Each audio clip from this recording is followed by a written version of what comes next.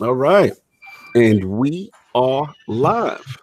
Welcome to the Iron Lords podcast, episode number 95. And it is another glorious Sunday, and we are back at the round table on the Lord's Day. We've got the latest Star Wars game cancellation, Mortal Kombat 11 reveal event, Anthem in Division 2, and Activision CFO to discuss, so we're going to get right into it. So let's introduce the four horsemen of gaming, those original lords of the realm here at the round table. My co-host with the co-most, my brother from another mother, the difficult game conqueror, and the how of the young wolf. My man, Lord Addict, how you doing, sir? Doing pretty good. A little warning. I'll probably be taking off here in about 15 minutes. Again? Want the audience to know. Man, I can't help that, it decided to snow and not in New York. It's like you guys are supposed to get the snow. You guys are better prepared for this snow, okay? Yeah, so our weathermen are fraud now here. We ain't, they said it was. What's funny is like last weekend, people acted like we was going to get like a foot of snow here, and it never snowed. Trust me, I know the feeling. What you been playing, man? The only thing I've really been playing is a game on the Switch, and I've been playing a lot of Overwatch. Switch. I gotta do my Soldier Boy joint. Switch. Oh, so you're selling PS Vita knockoffs too? Yeah. I might try to get that hustle, man. He out here. But what's good game for the Switch you playing? Yeah, I've been playing. It's like Lagrange Legacy is what it's called. It's a really good game. Definitely, I think it comes out the 24th. Oh, those are people, right? Those are another indie? Yeah, from another indie. It's definitely a good game. It's like an older Final Fantasy feeling. And I've been playing a lot of Overwatch on top of that. I've been playing way too much Overwatch. Did some new content drop or something? No, I just really I started learning actually how to use people on the game. So gotcha. Because I used to just play a couple games, quit, but John showed me how to play people. So now, it's actually because now since I actually know what I'm doing, it's funner. So salute the big bad John. Did you just say funner? Did you just say funner? More funner. I can say whatever I want.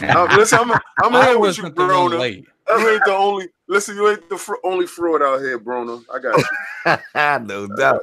And of course, we have our most technical gaming lord, the solo gamer who lives for the single player selfish experience.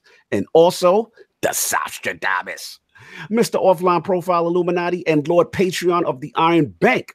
My man, Lord Sovereign. How you doing, sir? I'm good, man. Chilling. Woo, sexy voice. Yeah, I'm glad we didn't get that snow, man.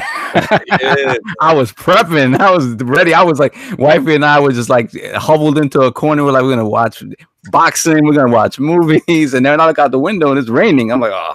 Yeah. It's been raining this whole time. We thought we had serious snow. None of that. Fraud. Yeah. What you been playing?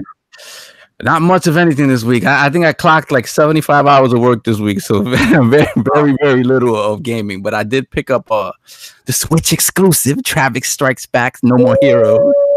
So I picked that up. It's actually what I played of it. It's pretty all cool. This hype for a game ain't no one understands. It's a Switch exclusive. You over there playing the Switch man hard. Yeah, I know. And I didn't sit here and try to build up the introduction. I didn't want to introduce.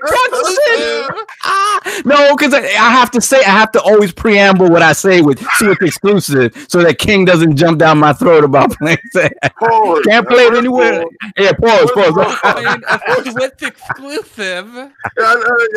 He gonna keep saying that because he knows he's gonna push the envelope anytime it comes to them boys. I gotta say it because I personally, if you don't pick it up, King, I think you frauding. But no. It's a fact. It's a fact that I'm not picking it up. It's a fact though. So wait, I need the fraud light. Let's go. You got a fraud light. Listen, you can throw that on me. Woo, baby. You can throw that on me. Well, where'd you get that, King? I'm gonna get a Red Bull. I was big out here. Every time you start talking about some Switch nonsense, I'm gonna pop that off. I will turn my camera on just to pop that red one. For real, man. Definitely necessary. We're gonna do a team fraud for real. So besides that, actually, Friday evening, I took a little time off. I went to see Glass. Oh my God. Yeah, man. Like the Solomon Betrayed. Like honestly, if any fans of Unbreakable and a Split, you know, he sort of betrayed everyone who loved those two movies, because it's just like he wanted to make a movie for everybody. So in doing that, what he did was he gave a lot of verbal exposition for things you didn't need to really explain. Like the characters actually explained what was sort of going on, and sort of describing like comic book tropes that, you know, if you've seen the movies before, you knew what that stuff was. So it just felt like it was sort of a betrayal of everybody who loved these characters in the previous two movies. It was nah. Wow. Yeah, not great. So that's been that. The movies and a little bit. Yeah, that's that. Yeah. So after intros, we'll come back. We'll do. We got the winner. Yeah, we do our Gleam winner, and also we have a reroll from last week. So I want to do that. We'll do that before the poll, no doubt. Yeah. And of course, we have the Incredible Hulk of this, aka the Excess Gamer. Ooh. The Lord of Combat Sports, who is a man of his convictions, demands nothing less than that premium experience, and is the leader of the Fraud Alert movement. Ooh. Beloved Lord King, how you doing, sir? First of all, let me tell you something. Right now, I'm calling fraud on this situation because I'm under the ropes. Anytime you see the shades or whatever, you know, I'm under the ropes. Second of all, I don't know what's going on. I guess it's the storm out here is crazy. My Wi-Fi acting up a little something. Yeah, we get you. So, and then I'm like, y'all dropping in and out. I was having issues earlier, but I didn't get a chance to get up and do the results show of the Manny Pacquiao versus Adrian Broner. Let me tell you something. Last night, cool. You are a wonderful person. You have put together stuff. You have teach these new promoters and these old promoters exactly how to promote fights and how to put on for the fault that certain people you can't really put on. You understand? Manny Pacquiao went out there, and everybody's gonna keep on yelling out the 40-year-old, the 40-year-old, and in my assessment of the fight, I figured that his 40-year-old nigga will come out at some point in time. And it was there. It was definitely there. Adrian, I'm too scared to death to throw a punch, bro. Yeah. Listen, man. Yeah, your joint cutting out crazy. You know, it's cutting in and out, right? Yeah, crazy, fam. Hold on, let me drop that one. Yeah. How is it right now? What's up? You're a little live. Keep it flowing. All right. So, I told you, it's terrible. You can train somebody all day, in and out, right? Yeah, you in and out crazy. You might want to drop, come back in, but I don't want to mess up your combat talk, fam. No. I'm like I told you, this is, I think, is because of the storm. Attic is having snow issues, boy. This is keep it going. Crazy, man. The Broner effect. All right, listen, man. You can train a person, you can tell somebody to do something, but when those knees get to knocking and that heart get to beating, and you got a little dog in you. And I don't want to use the word, you know, that we say in the boxing gym for the person who has that in them. But you know, you such and such made. You understand? Yes. You know what it is, King? Like I got to just cut you just a second. I know you're going. It's for all the joint he be talking. And like I can't watch another fight of this dude. No, I can't. Like he's not even a good villain. He's so trash that he's not even a good villain. Like all you want to see is him under the rope every time. Yeah, and then he's so defensive and right, and he doesn't deserve to be in any of those fights ever again. Like he just doesn't. Right.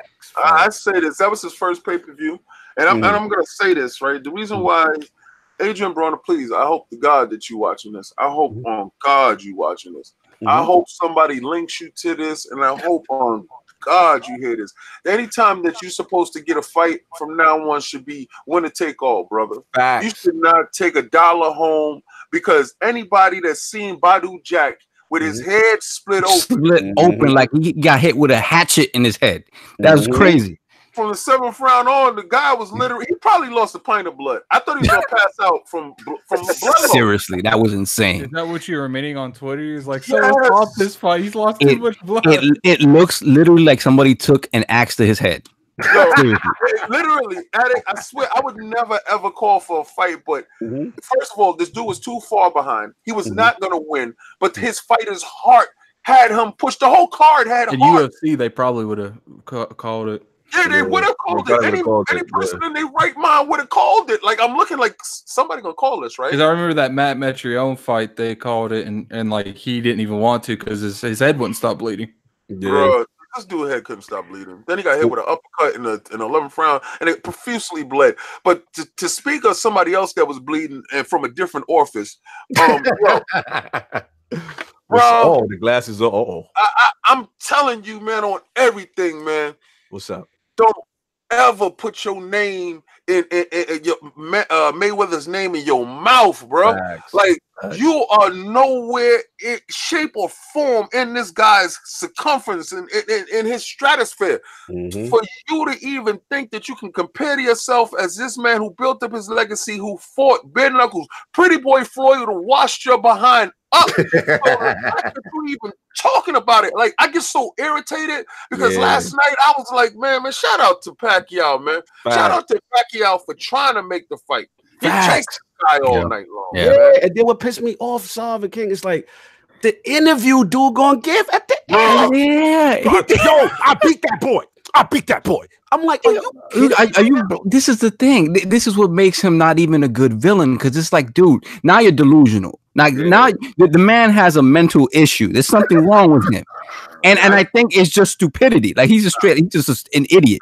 So at that point in time, bro was like, my pride, and I told him so much pride. Wow, I can't hold this one, and I'm not gonna hold this one. I'm with Punch. He was scared because you know when it was when what round was it, King? Where Pac had him up against that rope with every round. He's every round. The best, you know, like, remember when Fight Night and you do those combinations, the buttons to do the whole, like his whole. He's like, not gonna do that. Yo, and he said something to him, and I swear to God, I believe he told this dude, please don't do this in front of these. Pretty sure that he said, please don't do this in front of these people. And I'm like, yo, I'm sorry, man. I'm sorry. He's fighting his own game. He's fighting a game. His game and a victory for him is surviving round. Do you see every round he beats his chest and he's like, yeah, I think he's getting demolished. How do you average 8 punches a round? How do you do that? So at the end of the fight, when he threw his hands in the air and ran to the rope, like, yo, I said, this guy's on drugs. He's on drugs. I said, I don't know what drug that he's on, but he's on the best drug. I'm sorry, man. He's not even worthy of this conversation. I feel you, man. But I felt the fight. Like I said, I feel your pain, because it's like I suck at myself, and I said to myself, I'm never gonna watch his fights again. But because it was Pacquiao, I was like, well, maybe Pacquiao gonna get him, and then it could be a little more exciting. Pacquiao was. You guys know damn well something. If he's fighting someone lit, you guys are gonna watch that fight again. yo, Addict on everything. That man will never get my viewership ever again. Yeah, no doubt.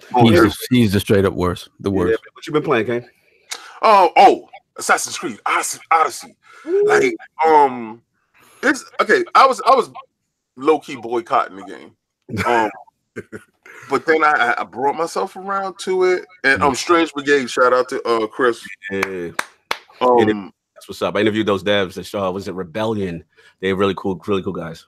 One of the greatest games that's on Game Pass right now. But Assassin's Creed Odyssey is the natural progression in Assassin's Creed lineage, and it turns it into a semi-RPG type of game where they're trying. I know the next Assassin's Creed has to be a full-blown RPG because they're blending and blurring the lines between action and RPG to the point that soon there's going to be stat rolls on the weapons, and maybe the weapons break while you fighting with them, or you can level up the weapons. But they took it to a natural progression. And I love the way it's going. The graphics is outstanding. Shout out to Mr. Boomstick. And I believe you said Hove was in on it, right? Yeah. Hulk and Addict. Those are the Yo, I love that game.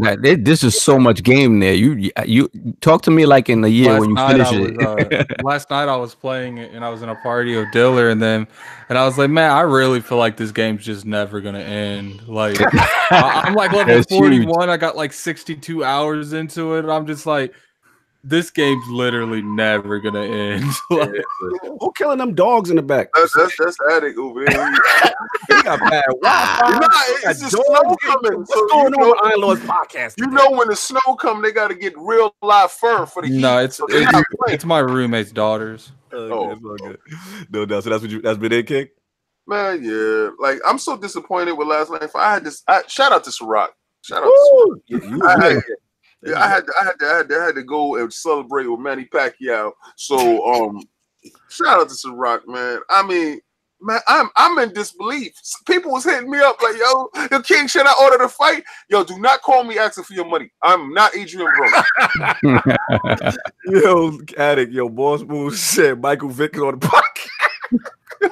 Nah, trust me, I wouldn't be going to work if I was doing some shady stuff like Michael Vick was doing.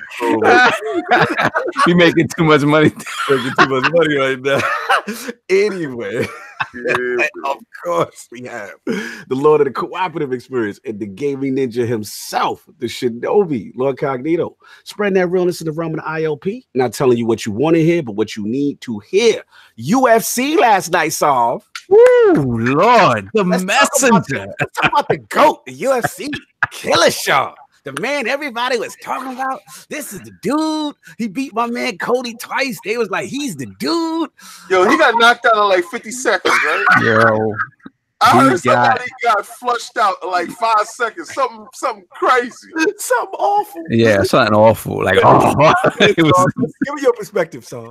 Well, listen, man. Look, what I give Dillashaw is this, right? Dillashaw came back. He took a close loss to Dominic Cruz. Came back, bettered himself. By that time, Cruz had lost, gotten wiped by Garbrandt. And then Garbrandt's a great fighter in terms of pure skill. He doesn't have the best fight IQ in the business. He's not about making adjustments mid-fight.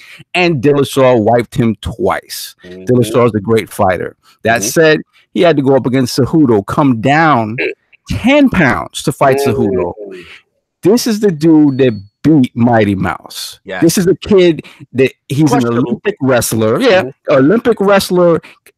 Always improving. Since he took that first loss to Mighty Mouse, he took that to heart, has come back better in every single fight. This kid, this is his moment. This is his time. I figured he's winning the fight anyway, but I thought it was going to be wrestling. That was going to do TJ in. Yeah. And he came in there saying, no, this is my weight class. I'm going to prove that this weight class needs to stay. I'm going to wipe the floor with you. And you could tell, like, it's funny, Cormier was saying that, like, he's biting his lip, like he doesn't want to let TJ stand back up. Yeah. And he floored him. He totally wiped the floor with him, and he bombarded him in a way that TJ just cannot get out of that. Like, would I have liked it to go a little bit longer? Let's see if TJ can stand up. That's the new thing he's running with. Listen, the stoppage, I thought he was still scrambling. There was a moment when you see it in slow-mo again where he went limp. He did go limp. Twice. He went limp. How you going limp twice? That's my thing. It's like, if you replay the fight, fam, I know he was scrambling. Yeah, could they give him a second? Let me jump in because I got to say about that part. Like, the thing that get me mad is, all right, fam, you was getting blitzed, right? There was no your body. You lost consciousness. You were slipping in and out of consciousness like 2 times. So once that happened, okay, you're scrambling at the end. They could have gave you a couple more seconds, but don't try to act like you was about to do something ill. You know what I'm saying? They stopped you from, you know what I'm saying? Like, cut that out. And then the other thing is like, oh man, like, bro, the thing, like, King gonna know what I'm talking about because it reminds me of my man Roy. And I never forget when he won the heavyweight championship. Remember, King? And he came down in weight immediately to face Tarver. That was the beginning of the end because people don't realize when you drop that much weight, the muscle, all that stuff around the brain, that takes longer to come back. So your chin tends to go. A lot of dudes that's doing this dropping real quick and wait, they gotta chill. So I'm telling you, he looks sus, King. Like he was all over the place. I heard about this. Yeah. And because somebody said, this ain't no fight. Like I said, I'm like, what the hell is going on over there? Right? And he had his, because he's watching UFC on his phone while we watching the joint in the Giant Stadium. And he's like, yo, this dude. And I'm like, what is going on with this dude? And I couldn't get a chance to see it. And I was gonna get it and watch it when I got home. And I said, I'm gonna talk to you. All the stuff I wanted to do early did not happen. And I was gonna be a fraud right now. I was gonna fraud right now and pull it up. Right now, I was on fraud, but and I'll tell you this: if they do fight at 135 as Cejudo goes up, I think he's still kind of done. He's still gonna blaze him because Cejudo's walking around weight is 130, 132, so it's not gonna be a problem for him. Yo, King, the funny joint after the fight, he's like, "Yeah, we can run it back. Yeah, if you ain't like that, we can run it back." I said, "Oh, the flyweight being disrespectful." He said, "Oh, you ain't believe it? All right, cool. We run it back. I'll see you next week. Let's do it." Because he know he's trying to get paid. Like I will tell you right now, they run that back. That's going to be how Killer did that to Cody. It's going to be the same thing. I just can't see it. You know what I'm saying? And I'm telling you, to get beat the way he got beat, that messes with you mentally. You know what I'm saying? So we're going to see. But other than that, shout out to Greg Hardy with his illegal knees. And, my Lord. Shout out to his shout out to Cowboy. Cowboy doing it. Cowboy did his thing. You know what I'm saying? But it was a good call last night. I mean, for gaming, for me, shout out to we're doing the Destiny the Scourge of the Pass raid for the first time. So I was messing around with that. Shout out to Pyro, you know what I'm saying? Ebontis, Gaming Forte, Stone Wolf and the crew is getting it in, man. It's a fun raid. I was speaking to Attic. I know he stepped out for a bit, but they just need to get some story exposition with that. They did a good job with Last Wish, but for whatever reason, this one, you just need to know why you doing it, because it's like the 3 sections of the raid is mad cool. It's like, one part of it is almost like some Indiana Jones. You could use your sparrows in the raid and escaping this evil servitor thing. It's fire, you know what I'm saying? Then the last part is like you facing this Metal Gear type boss, then you got to shoot these different parts of a Titanfall kind of a boss thing. So that was lit. Got back on the Messenger for Switch, still been doing that, have a lot of fun with that. And I downloaded that MK10 the Game Pass. Yeah, Game Pass after seeing, what was going on. Yeah, you got the feels. I know that happens. I know after you pre-ordered that Mortal Kombat. The helmet? You got the helmet? We're going to talk about that collector's edition. Is that wearable? Or is it a Master Chief situation? It's wearable. It's wearable. That is dirty. No. Taste the light. Don't you be hating. He said, no Destiny talk, please. Don't you be hating. But anyway, Sav, you want to get into that Kingdom Hearts situation? Oh, absolutely. So last night, our Gleam giveaway for Kingdom Hearts 3 came to a conclusion. And thank you, all of you that supported and got in there and got entered into that. So how many was it, Salvin? Oh, there was. You'd have to ask Naldo that, but there was a lot. Hold on one second, brother. We got to shout out one of our OGs, day one, Lord Monkey Punch, with the $3 super chat. Just want to thank you, Punch. My dude, yo, and you know what? Thank you, man. Not only is that love, like Punch be the first person in the live chat. That's my dude. Yo, when I come back to the Shy, first drink on me, brother. We're gonna do it again. But anyway, continue. So, Punch from Chirac. He's from Chirac. Chirac for real. Rondo number 9 in them. Wow, he just really doing it. Cognito out here really doing it. Okay, Monkey Punch number 9. Okay, he said Monkey Punch number 9. That's my dude. He's my shooter. Hello. That's my guy. We are here. We are live. We live. Yeah, my man interrupted Saul in the winner, but I had to shout my man from Chirac. You know what I'm saying? So let me see. Okay, so the winner of our Kingdom Hearts 3 Gleam giveaway is Lord Alexander Trudeau, aka the Squall on Twitter. I like that name, the Squall. Squall. So big shout out, congratulations to the Squall on Twitter, Lord Alexander Trudeau. I'll be hitting you up in the DMs later today with your code for your game. So that way you're ready to go on the 29th, I believe the game launches. So you'll be all downloaded and ready to go. So congratulations once again, and thank you to everyone who participated in the giveaway. Absolutely, man. The love was tremendous, and we love doing these type of things for the community. Fantastic. Shout out to the Squall. Shout out to Petey in the chat. Oh, Snaldo for administering this whole thing. Like Snaldo is on it. Yo, his ban hammer is ill, y'all. Don't y'all try to get in them our gleams with the fraudulence. I'm telling you right now. Yeah, that's not going through. That's not going through. How would that dude? Because he'll pull it up. Yo, his eyeballs is crazy. He'll peel it up and then he'll pop up inside the Discord like, yo, how does it look to y'all?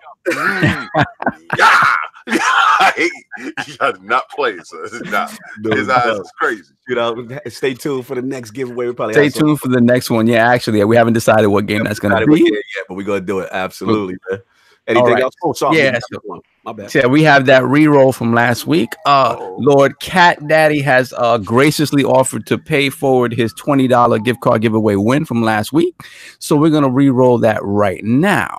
All right, so let's get that drum roll the addict loves so much. And the winner of the $20 gift card giveaway is Lord Sammy Prescott. Oh, he's a first-time winner. That's what's up. Congratulations, Lord Sammy. Native out here saying we frauding and we rigging, but Sammy ain't never won.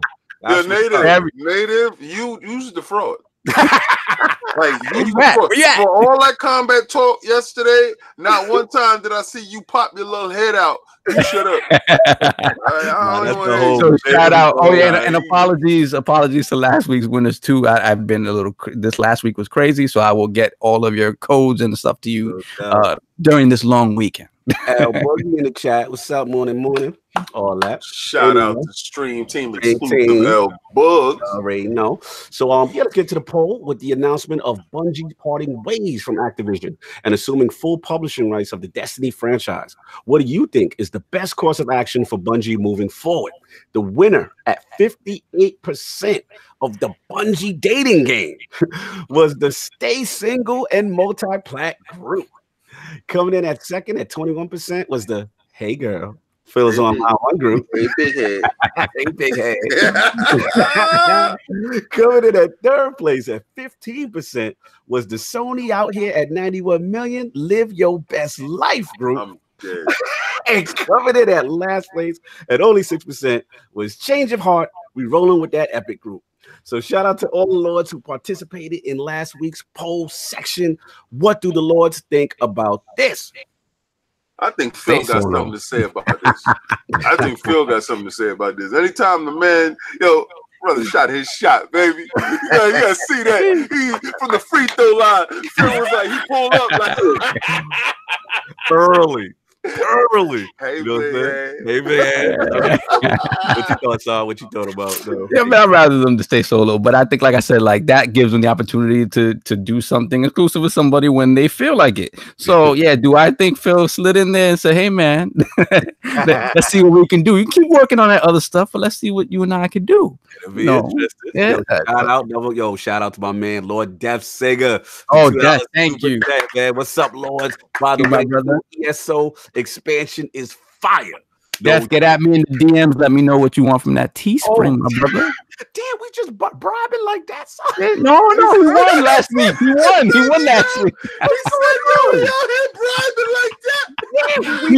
won last week. He won last week. The Teespring. That sounded like code of conduct was being broken. Listen, my whole PUBG squad is out here financing this.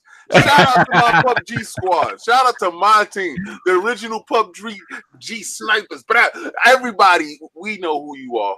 We know who you are. No doubt, man. So, yeah, let's get into this topic. I know Addict's going to join us in midstream. So, Finish Him returns. Brother. The huge reveal, man. Let's break this thing down in 3 parts, man. Let's break it down. Shout out to Anchor, man. He's stupid in the chat. Chat's lit right now. Mortal Kombat reveal. You know what I mean? So, I wanted to break it down 3 parts. Let's talk about one, what we saw, thoughts about the reveal itself. Then 2, I want to talk about that collector's edition, that $300 collector's edition. You know what I'm saying? And then last part of it we'll talk about is the Switch version. You know what I'm saying? What we know, what we see, you know what I mean? So we're gonna get into that. So let's start with the reveal. Let's get it up. Let me give it to King first, man, because I want him down to hear his impression. Like, what was your feel just on the reveal? Let's just talk. Let me tell you how I came across this reveal. Shout out to Hip Hop Gamer. So Hip Hop Gamer went live on Instagram. And he's watching the reveal, and he is the greatest. If you're revealing a game, have that man reveal your game, son. He shouted this game, "Oh my God! Oh my God!" And I was screaming right along with him. Like when I saw it, I said, first of all, when we first saw the trailer, the CGI vertical slice or whatever we saw of it, we thought it was that was 4K. It's not gonna look like that. Thank God they listened to me and didn't use that 21 Savage music. Thank you. Shout out to that. Shout out to y'all throwing 21 Savage in the bushes because y'all actually got a good reveal. Then the music, and then the fighting, and then I saw the atmosphere. I thought it was next gen. I said, "Oh, they showing Anaconda stuff. This is Anaconda stuff. This PlayStation 5 stuff."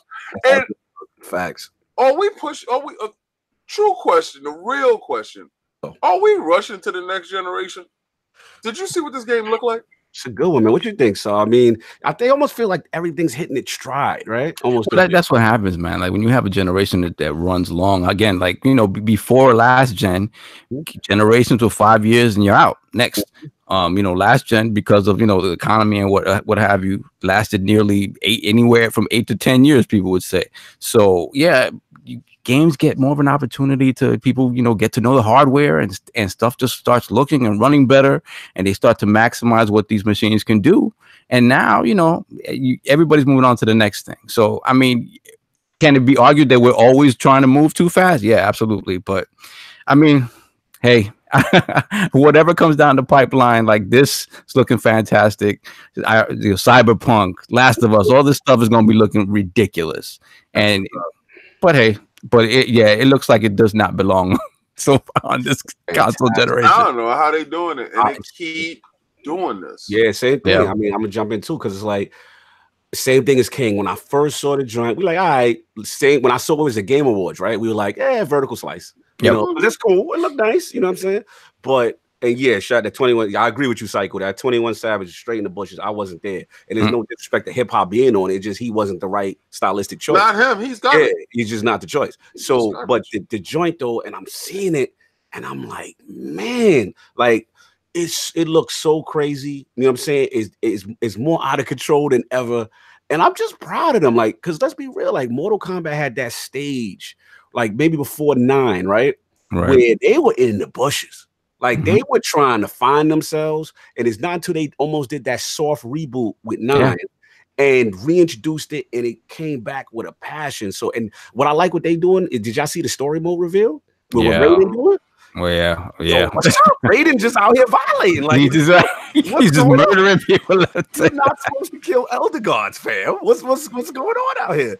Yeah. So like I don't know, man. Like it just one thing about them, I respect the story mode. It's one of the best story modes I feel in fighting, and they kind of the best. The best. They perfected it from Injustice. Yes. And that story that you're talking about, when they can take evil Superman and they worked with it and they saw how explosive that became. Now just take Raiden, make Raiden evil, make the god that we love on some evilness, and they're using that same formula. But the graphics, bro, it's crazy, man. So yeah, I was definitely impressed with that. I don't know what engine they use or NetherRealm is on. It's Unreal, right? Is it Unreal Soft?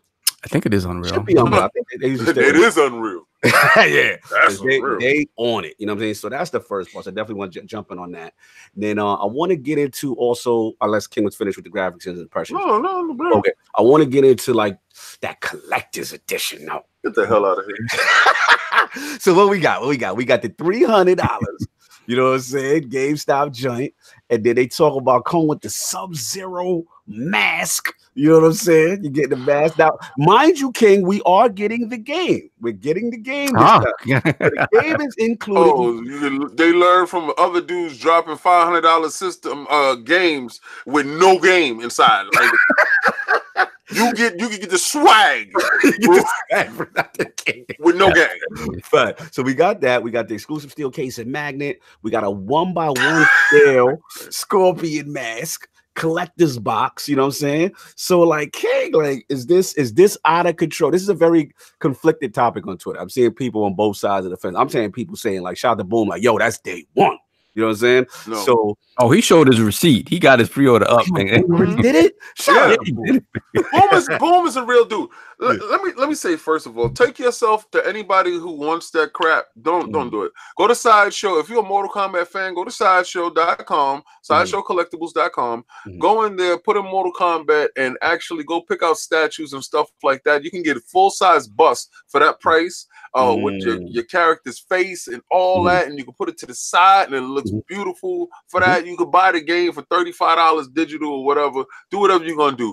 But do not buy that mask. I saw that mask, and you guys that got that velvet bag from Fallout. You got the velvet bag from Fallout. Remember the velvet bag? And then you got the plastic so-so. Don't you do it. Remember I said don't. King, I might look good in my office, man. Right next to that and when they give you a Scully, they're gonna send you a Scully. They're gonna send you a Scully with 2 cutout holes. A Scully with a mannequin head, like and it's gonna be you. And I'm gonna roll. I'm gonna laugh, and you're gonna have to post this because I'm telling you, they're gonna send you a Scully with a gaming plastic mark. King, I'm the gaming ninja. I gotta have it. I gotta have. Let me live my best life. Like, boy, take your two hands, because this is what they're gonna send you. Take your 2 hands and put one on your mouth and one on your forehead. Yo, El Boogie said they tripping $300. I'm gonna send you a germ mask. Shout out to NetherRealm for sending out germ masks. But I need that velvet ninja. I need that, son. If you need that, I say get the game up front, and by the end of the year, that thing's gonna be $50 somewhere. Just get that. Here's the thing, Mortal Kombat fans. That fan base is so rabid. If I don't jump on it, it's gonna be gone. Son. I gotta do that 300. I gotta get that. Shut up. Shut up, yo, listen, the man has the fraud alert on that crap that you just said.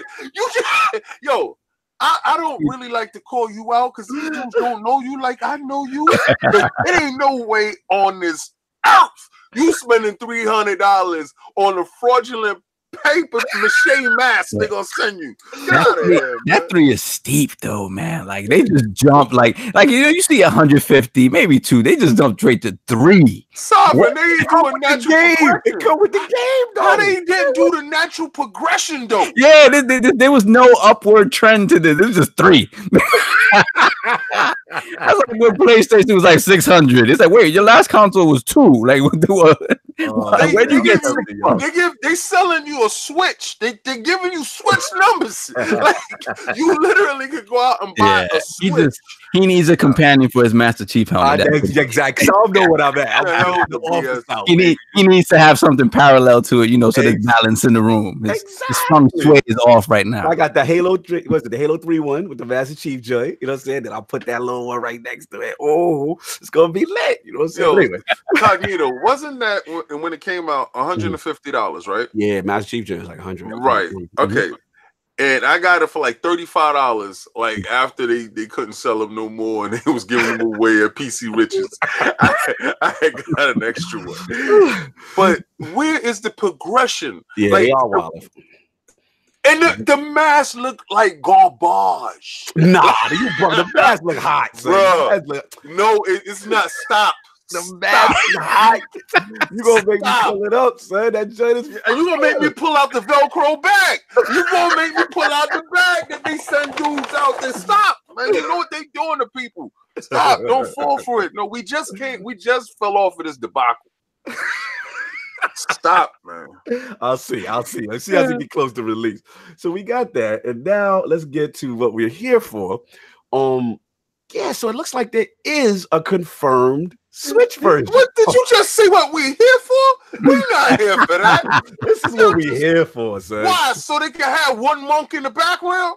So why? Your Game Gear had a Mortal Kombat 2. Remember that? Yes. I do remember that. Actually, and I remember PS Vita had one. You know what I'm saying? It was pretty solid. That was solid. That was no, wait. Stop. Oh boy. Stop. I said Game Gear. Remember when Super Nintendo had the Mortal Kombat with the sweat? Right. And then you had Genesis with the Mortal Kombat. Then you had Game Gear and Game with the Switch. You broke up. Okay. Yeah, the Wi-Fi, they coming for you, bro. Yeah, you're going to turn the camera off. They coming for you crazy. Everyone's not feeling your slander. You were slandering the mask, and they had to shut you down. Every time I say switch, like switching here, and I know you. It's you. He turning your mic off. He muted me on purpose. He's in there, man. I even got the other screen closed. Man, I'm so upset today. Today's just a bad day, man. Nah, it's cool. Now let's get into it. So here's the thing. Like we heard obviously that it exists. The reveal happened. There was no footage of this thing to be found. So I want to start off with Solve. So how are they going to do this, Solve? Like, what do you feel? Like, what any shot at 60 FPS? I don't know. I don't think so. I don't think so. But again, who knows, man? Like we've been saying, like, you know, the Switch is almost going on 2.5 years. Like they figured out some magic to do with that stuff. Obviously, it's not going to be the premiere version. It's going to be a sideshow version. For me, it's going to be the version that I practice on while I'm not home. And you know, and that's what it's going to be. The fact that it's even coming is cool. But here's I know King doesn't agree with this, but listen, all of the effort that's been put, like say like Wolfenstein, Doom, those games are supposed to be on the Switch, and they run like if you play those games on the Switch, obviously they are the worst versions of those games, but they don't feel like they really don't feel like they're detracting from the game. Like if you play that version, you get a sense of what the game is. It's not like you're playing a totally broken, destroyed version of that game. The chat going there. He says arcade version. Johan says Switch version gonna have that green and sweat blood. Yeah, they're gonna have the SNES blood. It's not gonna be that. But here's the thing. So let me ask you the second part to follow. Like, were they wrong to not show the Switch version at the reveal? Did they say day and date? Did they say day and date, or is it not? They haven't even far along. They haven't even released that spec as to if it releases day and date. That may not even be this year, to be honest. Like we'll see, because Mortal Kombat is what, April 20? Yeah, no, there's no way. Then it's not coming out. It said retro mode. Megatron says March will be 2 years for the Switch. Yeah, man. I mean, it'll be interesting because it's like day and date. So you thinking that is no way. If they didn't mention it, you're right. They didn't mention it. It was just kind of alluded to. They didn't show anything of it. I doubt very much it's ready to go by that date. I doubt it. Interesting. Why are you putting your best foot forward? You trying to wow people? Why would you put that out? Like, and we have this. That's bad press. But King, the argument can be made for the Switch fan base, which is very huge, to say, "Yo, that's false advertising. That y'all not showing the version. Y'all giving us no information on the version that we care about." Advertisement. If you don't show anything, that's no advertisement. Let's say how it is. Let's not advertise this junk. Let's just chill. Let's let the real stuff fall out first. But what about that big Switch fan base that needs to know about this game? They don't even have a release date. Switch fan base is used to waiting. So you have no sympathy for the Switch family. Like they have no date, there's no screenshots, there's no footage, and they just got a hold at. They can't have they don't have no right to be a You know, certain things aren't made for everyone. Like certain people should not wear skinny jeans. You understand? Like you know that dude that's walking down the street that should not be wearing skinny jeans, but he's trying and they make it in his size. Nintendo Switch is the skinny jeans of our industry, and Oh he makes certain stuff wow. in the skinny jeans. I'm gonna tell you right now, no, bro, no. Get out of here with that. No. Oh man, I don't know, man. I think they do need to get some information out there. Yeah, but I guess if they didn't mention it, that means it's probably not day and date. It's not that far along. They're gonna slide it in like a thief in the night. It's gonna pop up inside the store, and y'all gonna have to buy it without previewing it or anything. Right, and that's my point. Is it that like false advertising? They have nothing to go by except the Xbox One X and the PlayStation 4. Yeah, no, I mean, didn't they do that? Didn't 2K do that with the wrestling game that people like you didn't really get your hands on it until it was almost it was horrible. It was a disaster, and that's all I'm saying. Like from at some point. Even if you don't want to show it at that event, I get that. You like, you know what? We got this X1 X goodness, PC, PlayStation 4 Pro. We not trying to embarrass and put, some Vaseline graphics on the 480p. Fine, I get that. But at least have the sideshow event. You know what I'm saying? Or like, after event where you be like, okay, you can sit down with it and then we can give you the closed door footage and people can say, yo, I played it, but not to have anything on it. Yeah. I'm telling you, the way you move that version of the game, right? Because there are going to be people who get the Switch version for, for whatever reason, that's the one they want. But for me, the way you move that version of the game is that you say that if there's cross save, which that's always been the way I felt you move that version of a game. Do you hear the fraudery that is going on between these two individuals? Why is it fraudery? I'm just giving scenarios. This dude always has the favorable scenario for Nintendo. Because some people out there just want that Switch version. It's true. Like it's not true. Like that's a lie. Some people is really out here checking for that. Ain't nobody checking for that, bro. It's true. Nobody that you know. Exactly. But there is a user base that is large that was. So just for the record, King says the Switch has no user base. There's none. Like, nobody plays that, man. They all got Zelda. Play that.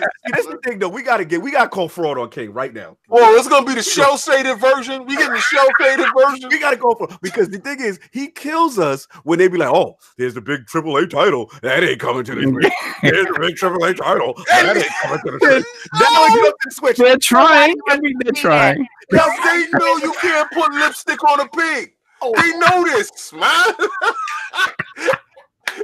Yo, this is a money grab, man. Please, this is a money grab, man. They gotta make up the rest of the revenue with you Switch guys. Yo, John, he's dog wearing skinny jeans right now. That's why he gotta protect the brand. Yo, y'all foul. I can't with the chat right now. Yeah, y'all get out of the chat. Get out. Shout out to my boy K Meg in the chat. What's up, baby? Like, yo, man, this all we say. No. It is not like we're over here soapboxing like this is the premium version. We're just and they don't even want that to exist. They don't want it to be made at all. Stop using your research and development in this area. Like, this is not the way. That's holding up the studio, King. We could get 2 more characters. And these fools just waste your time with these fools over here. Trying to shoehorn them and stuff. Shout out to NetherRealm's devs for bringing that bad boy over. For real. Rejoice, you're getting a shout premium, out for the cash grab. You're getting a premium AAA experience on the Nintendo Switch. We don't know what the frame rate's going to be. We don't know what the resolution's going to be. But at some point, it's going to be sub 200. All right, real talk, King. Real talk. What do you think is the technical framework they can make? Do you think you want to say the technical term? Barbaggio. I'm saying, like, do you think is any chance in hell they'll do 60 frames or they got to do 30? Yo, what is up with you? Nah, it's 30. It's 30. I mean, look, everything have notoriously been 60. Like, real talk, like the PS Vita joint, they had, was it MK9? It was 60 frames. It was probably like 40p or whatever it was, but they took all the effects out, anti-alias and all that. Right. all that craziness. It was 60. They've had a history of doing good ports. The question is, because how insane Mortal Kombat looks, you know what I'm saying? Like, how much sacrifices? Too much sacrifice. I mean, the Bethesda games, Wolfenstein and Doom are both running 30. So, if that's a, a point to jump off from, who knows, man? I mean, I guess Yo, even when your boy looks over at you, you know how when y'all jumping somebody and he was like, yeah, and we're gonna break his leg too. And your boy looked over like, we ain't break nobody's legs. Joe Hansel said 60 frames at 240p. Yo, I'm with it. Sovereign looked over at you when you really threw yourself out the window. I was like, bro, come on now. So no chance. 60 frames on the Sega Genesis engine. Yeah. Y'all wrong, man. The chat is going in. Right now. 60 frames at 16-bit. Shout out to the chat, man. What y'all think? What frames y'all think is gonna be? Anyway, that's the new poll question for this. Soldier Boy's gonna do the frames per second. Yo, Jonathan B did this. He said 60 frames. Soldier Boy. Soldier frames. No, I should change the poll question now. I'm almost mad I didn't pick that. But anyway, that's all I got. But now, real talk, Mortal Kombat reveal looked fantastic, man. The series continues to blow us away. They on that Injustice wave. I mean, I'm just proud of Mortal Kombat as a franchise that they continue to thrive. They keep getting better, and this thing looks amazing. I cannot wait. We got obviously, they're gonna do their DLC characters. I wonder if they do the movie tie-ins and all that stuff. But I'm hyped, man. I'm hyped. Definitely, that's definitely on some day one for a fact. Everybody with the 60 frames, they gotta chill. But that's all I got. Lord Solve, what is going on with Star Wars? What is going on with Star Wars? That is the question. Nothing at the moment. Nothing at the moment, that's for sure. Mm-hmm. So last week, Jason Schreier broke the story that the open world Star Wars game that was being developed at EA Vancouver was canceled. Wow. So just a little history on this. The open world game at EA Vancouver was originally the game that Amy Hennig was working on over with Visceral, which is kind of like the single player Uncharted-esque, I guess the code name was Ragtag for that game, Uncharted-esque single player action adventure game that was canceled by EA. Amy Hennig afterwards left EA, and then Visceral was shut down. And a lot of the assets from that game were moved over to actually to Motive, Jade Raymond's studio at the time. And Motive kind of merged with Vancouver, and they became one entity and continued to work on this game, which was now going to be an open world game in the Star Wars universe. So word from Jason Schreier is that this game was canceled not because there was anything wrong with it, not because it was not coming together. The game was canceled because it was not going to be ready in the time frame that EA wanted it to be, which was by 2020. This is a game that was going to take them to at least 2021, 2022 to be ready. And that is not, they wanted to release another game in an earlier time frame. So they canceled this game to make a smaller, more focused game, i.e. probably what Amy Hennig's game was going to be. And they're going to rush this game out now to be ready by 2020. This is honestly, this is the biggest bungling of the Star Wars franchise I've seen since the prequels in the movieverse. This is, I don't quite understand why. I can sort of understand where this is coming from. I think if you look at EA now, EA is, if you look at what is the name of Battlefront? The Alexander you're about the Andrew Wilson. Sorry, yeah. When you look at Andrew Wilson, I think he is not happy with that 10-year deal they made. That 10-year deal went into effect actually before his tenure. So, and I think if you look at what EA is looking to do now, they're looking to focus more on their own IP. And I think Star Wars and that relationship with Disney, where Disney is sort of this overseer, and they've sort of proven to be notorious to work with, has made it difficult for them to. It's just something they don't really want to do right now. Right? It just feels like, unless it's something that's going to make them a buttload of money over and over again, like a Battlefront, which is the intention of Battlefront. Right. So do you think, here's the question though, so do you think Disney is having second thoughts of actually being in bed with EA, especially after the Battlefront fiasco? Absolutely. I mean, again, I don't know what their involvement is to the point of, of a game being canceled. I don't know how that works, how much control they have in that respect. But if you look at what they've done with the Marvel licenses, and they've spread that out, they gave Spider-Man to Insomniac and Sony. The Avengers game is going to be multi-plat. By all accounts, everything else coming, they're sort of spreading the wealth out, to ensure that something does come out, right? And they can, there'll be years where they can have multiple Marvel franchises coming out, and B, you don't put all your eggs in one basket with one developer that again has to constantly produce. So to me, if they had it all to do over again, I would say, that they would take the same approach that they're taking with the Marvel licenses. If you look at, like, even when you look at, Marvel Ultimate Alliance 3 with the Switch, right? That game, even if that game is trash, it's going to sell gangbusters because it's only on the Switch. Right. I bet y'all buy that. Yeah, I know you will. Oh, that's for sure. Oh, now you ain't complaining about the frames. Continue. Oh, no. The frames is going to do what the frames going to do, baby. But that game is only coming out for them, right? Yeah. So I ain't got nothing to compare it to, right? True that.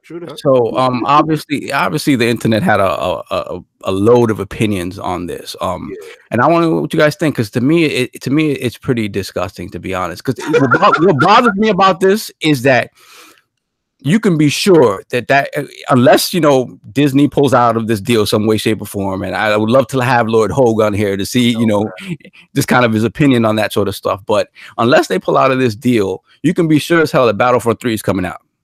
That game's coming out.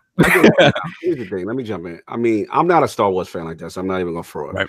But at the end of the day, I just feel bad for Amy though.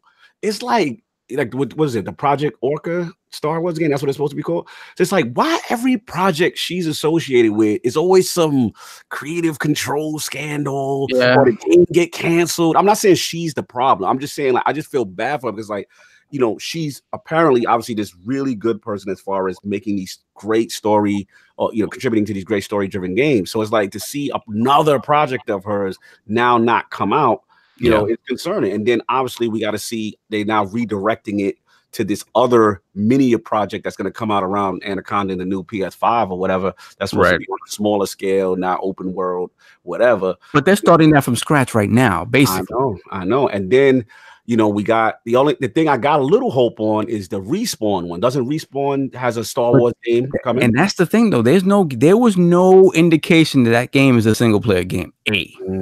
There is no indication. People are assuming that and I hope so. Based on the Titanfall 2 campaign, I would love it to be. Yeah. But and that could be the case, right? Maybe this game got canceled because they said, okay, we already have a game of this ilk in the pipeline. We don't need another one of these, right? It's like, it seems like, I don't want to say it's the death of single. I see where you're going, Soft. I don't want to say it's the death of single player, but it's like she's associated with those strong single player style narrative games. I think it's an EA thing. They don't want to make those type of games. It's EA because they're turning into a continued revenue stream type game service people. Right. So in going into that focus, those single story driven games aren't their main focus. That's not their bread and butter. They want to do and also look at it this way. They can't put loot crates inside. So to get the revenue from the loot crates, that's how they would offset it. In the past, they would have offset it in that fashion. But these dudes is making such a outrage about loot crates. They're like, yo, just pull the game. See what happens when y'all out here trying to push your story, your little narrative around. Y'all get a game canceled because they could have still put this game out with loot crates involved and then make up the rest of the bread that way. But now you're gonna get a game probably. And you said I believe that next game is gonna probably be a multiplayer something game. I don't think the Respawn one, right? Don't you feel the Respawn one's gonna be definitely that? Yeah, I believe so. Yeah, I just, you know what I'm saying? Like I said, it's just frustrating to me to see like again, you know what I'm saying? Here we go again with Star Wars. And at the end of the day, it's just like, you can't tell me that Disney is not sitting there reconsidering why did we, go to bed with EA? Because I don't think so. I don't think so. I mean, okay, what you think? What you think? I don't think that Disney is questioning that whole thing because Disney has enough capital to absorb the loss if they actually dissolve the contract with them. So I believe they have enough capital to just absorb it with no problem. But I believe that the games that do come out from EA are of a higher quality, like the Battlefront games, and those games do well. They do sell well. In light of other games of that ilk, they are not in the top tier as performance wise, but they're in the middle ground and they make a good money. And they usually come out when a new Star Wars movie is coming out. Maybe it's not a new Star Wars movie coming out at that period of time, and it doesn't fall in line with how they want it to come out. So I just believe it's like a timing issue and the loot rate thing. I honestly believe so. Yeah, probably so, because you can't mind gas off. Yeah. What bothers me is that if you're like, for me as a Star Wars fan, I'm just speaking personally as a Star Wars fan. What I love most about that universe is just the universe and the smaller stories you can tell within that universe. I've already seen Hoth a million times. I've already seen, the Battle of Endor a million times. I don't need to see that again, just prettier. I want a smaller story that shows like the underlying stuff that goes on in that universe, right? And I think hardcore Star Wars fans want that sort of stuff. They want something like a KOTOR that dives deep into lore, right? And they don't want to give us that for whatever reason. They're like, no, we're not giving you that. I want to go back to what the chat shout out to Boss Boom, shout out to Punch. Is that it's like somebody's got to utilize her talent. Like that's my thing. Like Microsoft should make the call. Come to Game Pass. Come on, girl. Come over here because it's like it seems like wherever you're going, whoever you're aligning yourself with, whether it be EA or the Naughty Dog situation, they are not valuing what you do.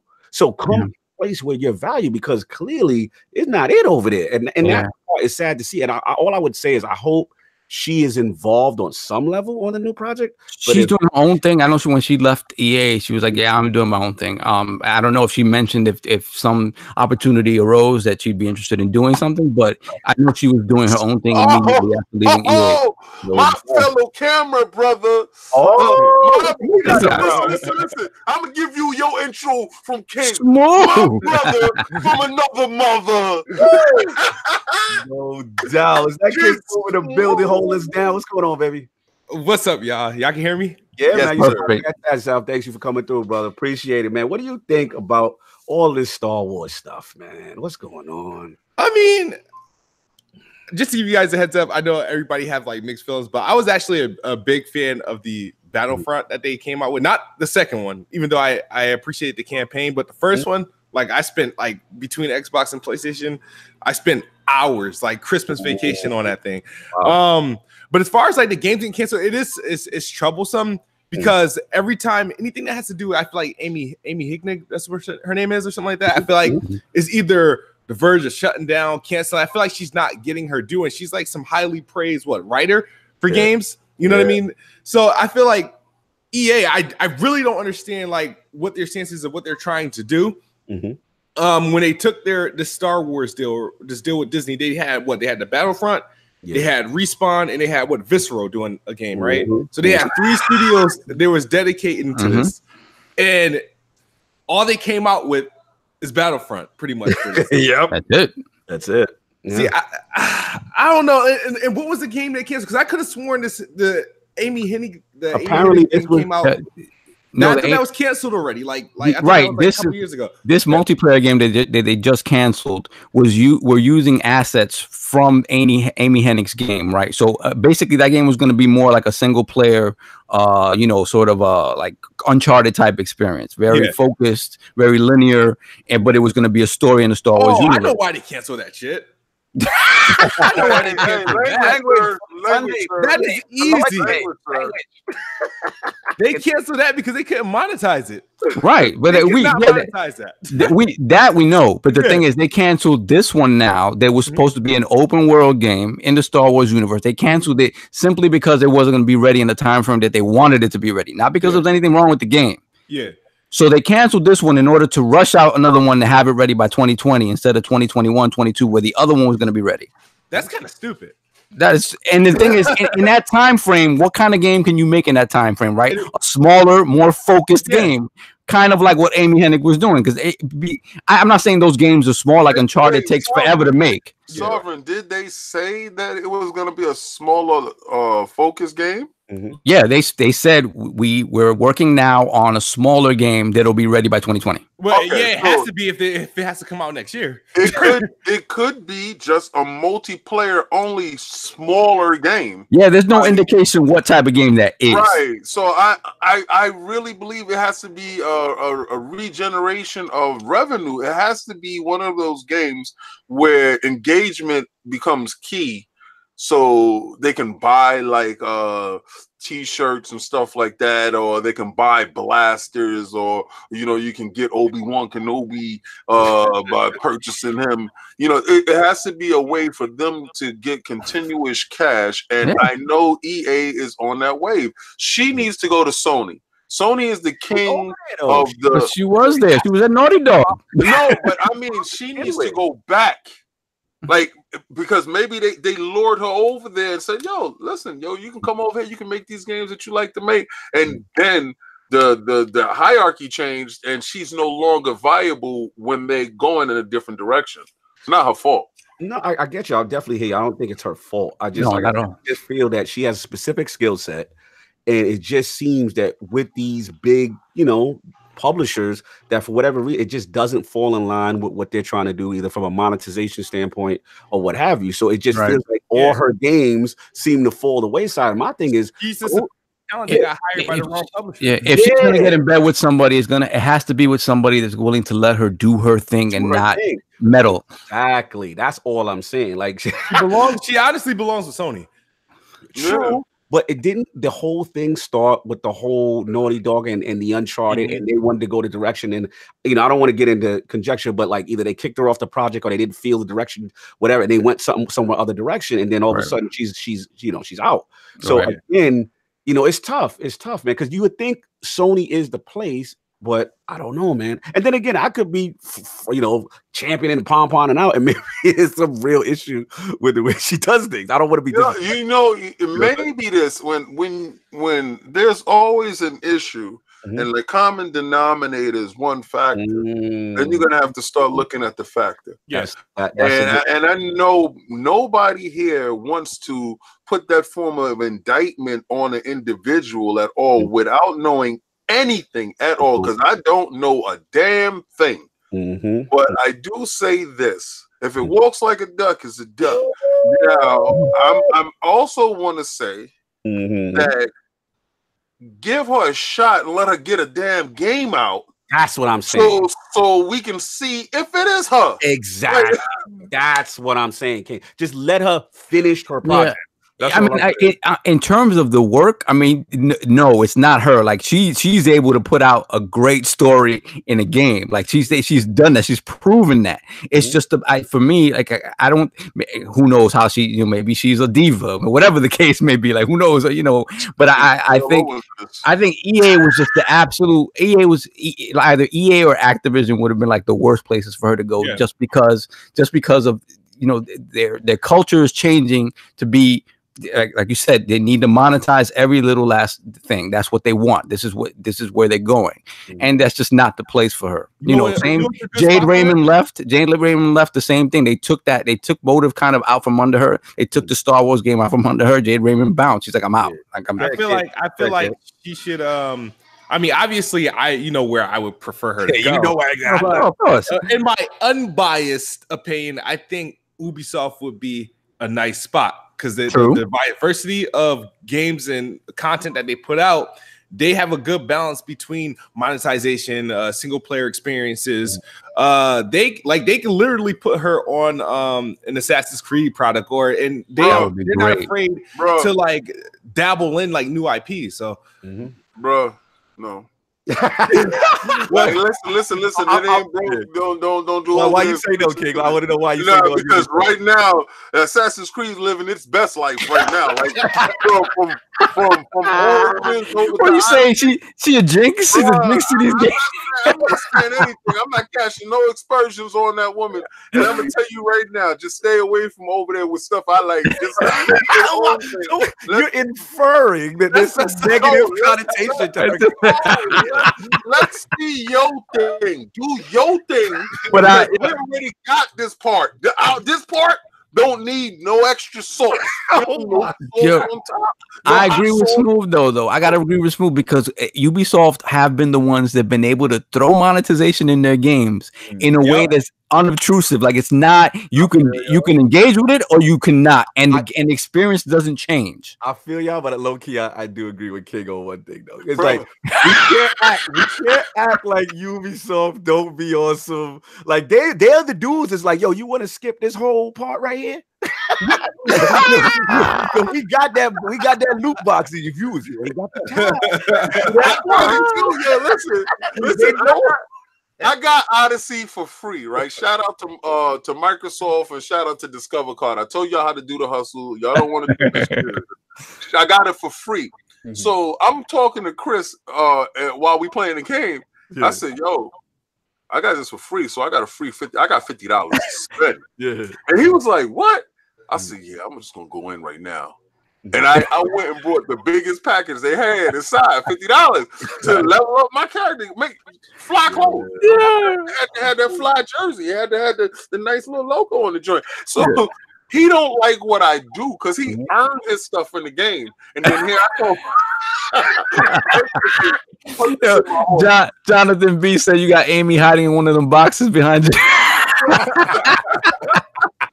That's a loot crate. It's a loot crate.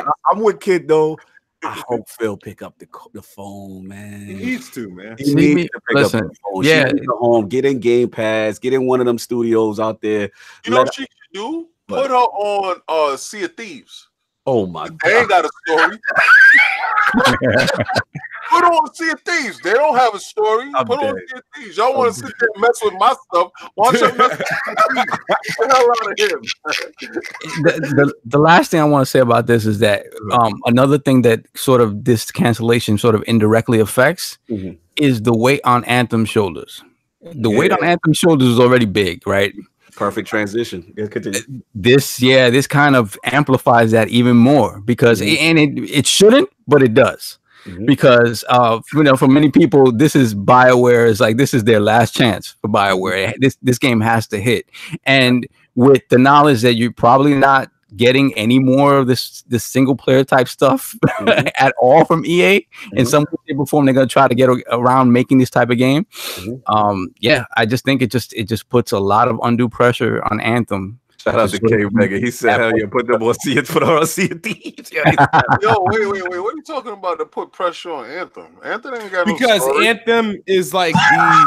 Oh wow, we're gonna get to that right now. Get it. Like the next major AAA that, come on, we see what happened with Battlefield, like that, how that blew up in their face. Anthem is really kind of that have to be the saving grace for EA right now. All right, let's get to it. Hold on, King. Let's get to it. Set it up. I'm coming in. Barry Bonds. Let's set it up. Perfect transition by Solve and Kidsmoove. All right, so obviously we got a lot of news recently dropping this week. Obviously we have Anthem. We know that closed VIP demo is coming. You know what I'm saying? So we got that coming up next week, and you can invite your 3 friends. Division dropped some crazy news today. A lot of stuff on PvP, Dark Zone, and that stuff. So as we getting close to the release of both of these major franchises that's going to try to compete in the looter shooter space with Destiny, it's going to bring this to the Lords. This is King's topic. I let him set it off. Based on the news that we've heard on both Anthem and Division, what's your feeling like? What got you excited? What's going on? All right, so normally on certain games that I know I'm going to purchase, and I played the Division 2 when I was at our Fan Fest, and I got a chance to sit back and also watch the game being played. Graphically, when they first displayed the game, I was blown away like everybody else, and I thought the game wasn't going to be what it was. I've been wrong numerous occasions graphically going into these games, and they are actually what they turned out to be. But the biggest problem with the Division was never the graphics. The biggest problem with the Division was the story, the Dark Zone implementation, and how to do PvP versus PvE and then merge the worlds together.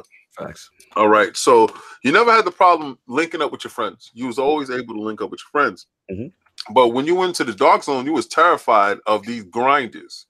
Like we will go in at a certain time, you know, shout out to Hot Monkeys 11. We will go into the Dark Zone at a certain time when these kids was in school so we can actually have fun. But come 3 o'clock, when these dudes come home, you get out of the Dark Zone because they were rolling around going rogue and everything. Now, I saw the setup system that they have with 3 different Dark Zones. They have 40 hours of story, actual story. That leads to Anthem, but I'm gonna get to that in a second. And then they have other meat and potatoes that they were working around with the game. My thing is, what's your thing? Did they show enough to turn the crowd that either gave them their back? Because Destiny had their moment where people gave them their back, but they're back to get back to Destiny. Destiny has got to a good place. Is this that good place for a Division with what you've seen? I got a lot to say about the Division, but I want to bring it back to you, King, with Anthem, because you seem to be not there, and I want to know what's your whole EA Access. I want everybody to go purchase EA Access right before Anthem drops. Right? Go purchase it. Put the $5 for the month. This is a hustle. I'm gonna give you the hustle. I'm gonna give you the skinny on this right here. Right? Not the skinny jeans, but the skinny. And now I want you to go pay the $5 at EA Access. Get Anthem. Facts. Test drive the car before you purchase it, right? So you can see that 1, there's no story. 2, if the multiplayer works for you, if you want the Iron Man simulator. Oh my God, disrespectful. 3, if linking up with your friends and everything is easy enough for you, and if it fits, because in this this crowded world of looter shooters with Destiny that has a fan base, Activision and Bungie are separated, so you have hope. Destiny has hope, right? Division is giving you facts. They dropped their facts, and Anthem is not dropping any information. No, I'm with you on that. They're very coy with a lot of things. I will give you that. So anytime somebody keeps you in the dark with something, there's Quina going on over there. Quina. So I'm telling you to take your $5, go get EA Access. This is the easiest and the smartest move that you can make. If you lost $5, you lost $5. You didn't lose $60. Okay. Test drive the game. Don't like it? Throw it right in the bushes. Let me get Kid on this, man, because I'm very curious. You know, so I know Kid, you don't really. I'm not known. You're not known to me as like the looter shooter guy. But these are 2 big ones coming. And out of the 2, you know, give me your impressions of Division. Where do you stand with what you heard so far? And give me your impressions of Anthem. It's for me, these shooters it's hard to jump on the bandwagon for me. Like I tried with the Division. I had Division 1 on PC and Xbox, and I just kind of was just like, I can't get with it. You know what I mean? I need to rely on someone to play that shit, right? And then the Division 2 is like, all right, I'm interested. I mean, the only thing I guess I'm excited about is that Xbox has the marketing deal again. That's the only thing. But as far as like jumping into it, it's like, you know what? I could care less about the Division 2. But however, for some reason, Anthem is like getting you. Yeah. And I'm like, this is a bandwagon I can probably jump on. If I find something, you know how you guys jumped on Destiny, like at it. And so now you were able to create this culture and you have something to go to. I'm like, all right, maybe Anthem, right, could be that for me. Maybe. You know what I mean? I see things like with the extended gameplay, and they had like these deep dives into the game that I just got emailed actually a deep dive from EA about the characters, the progression, the stories, the classes. Yeah, so I'm like, okay, this is all right. Hurry up and bring this beta. Hurry up and bring this demo. The only thing that does get me about Anthem is that the problem is the one thing about the Division that I can respect, it's the Division. I can be like, all right, the only thing that's really comparable to Destiny is that they're in the same category. Right. Anthem kind of has those, you got that little freaking robot that sounds like the little floating thing in Destiny, and it creates like the same sort of like, to me, Anthem has a little bit too much similarities to Destiny. It's just in first person and you're flying. You know what I mean? I prefer the graphics of Anthem. I prefer the javelins of Anthem and stuff like that. And I feel like I think the concept of Anthem I prefer more, but they do have a lot in common with Destiny. And personally, I just thought Destiny was a boring experience. I know it's probably not all that place to say that. All that dribble you just said, all I got from all that dribble, right? It was that you just want to get in the ground floor or something. That's all I got. All right, because you Destiny is about story. So Anthem ain't about that. So that's but Anthem is about that. I feel like Anthem, because you gotta think about it, because Anthem has nothing else. There's no PvP, right? Right. There's no PvP on launch. Oh yeah, that's what it is. You can't do Iron Banner. That's what they don't have. You know what it was? That's it right there. Somebody said that. Somebody said I'm an Anthem hater, but it definitely no. I'm buying Division 2, bro. My order's in. But I mean, you can get them both, man. No, I could do that, but I got EA access. So all right. So touch first. I'm about to say something that King's not going to be too happy with. Cool. I actually pre-ordered Anthem back in November. I completely forgot all about EA access when it came to that game. So he said that, I'm like, you can cancel it too. You know that, right? Microsoft got love like that. Microsoft love is all love, baby. They give you your money back today.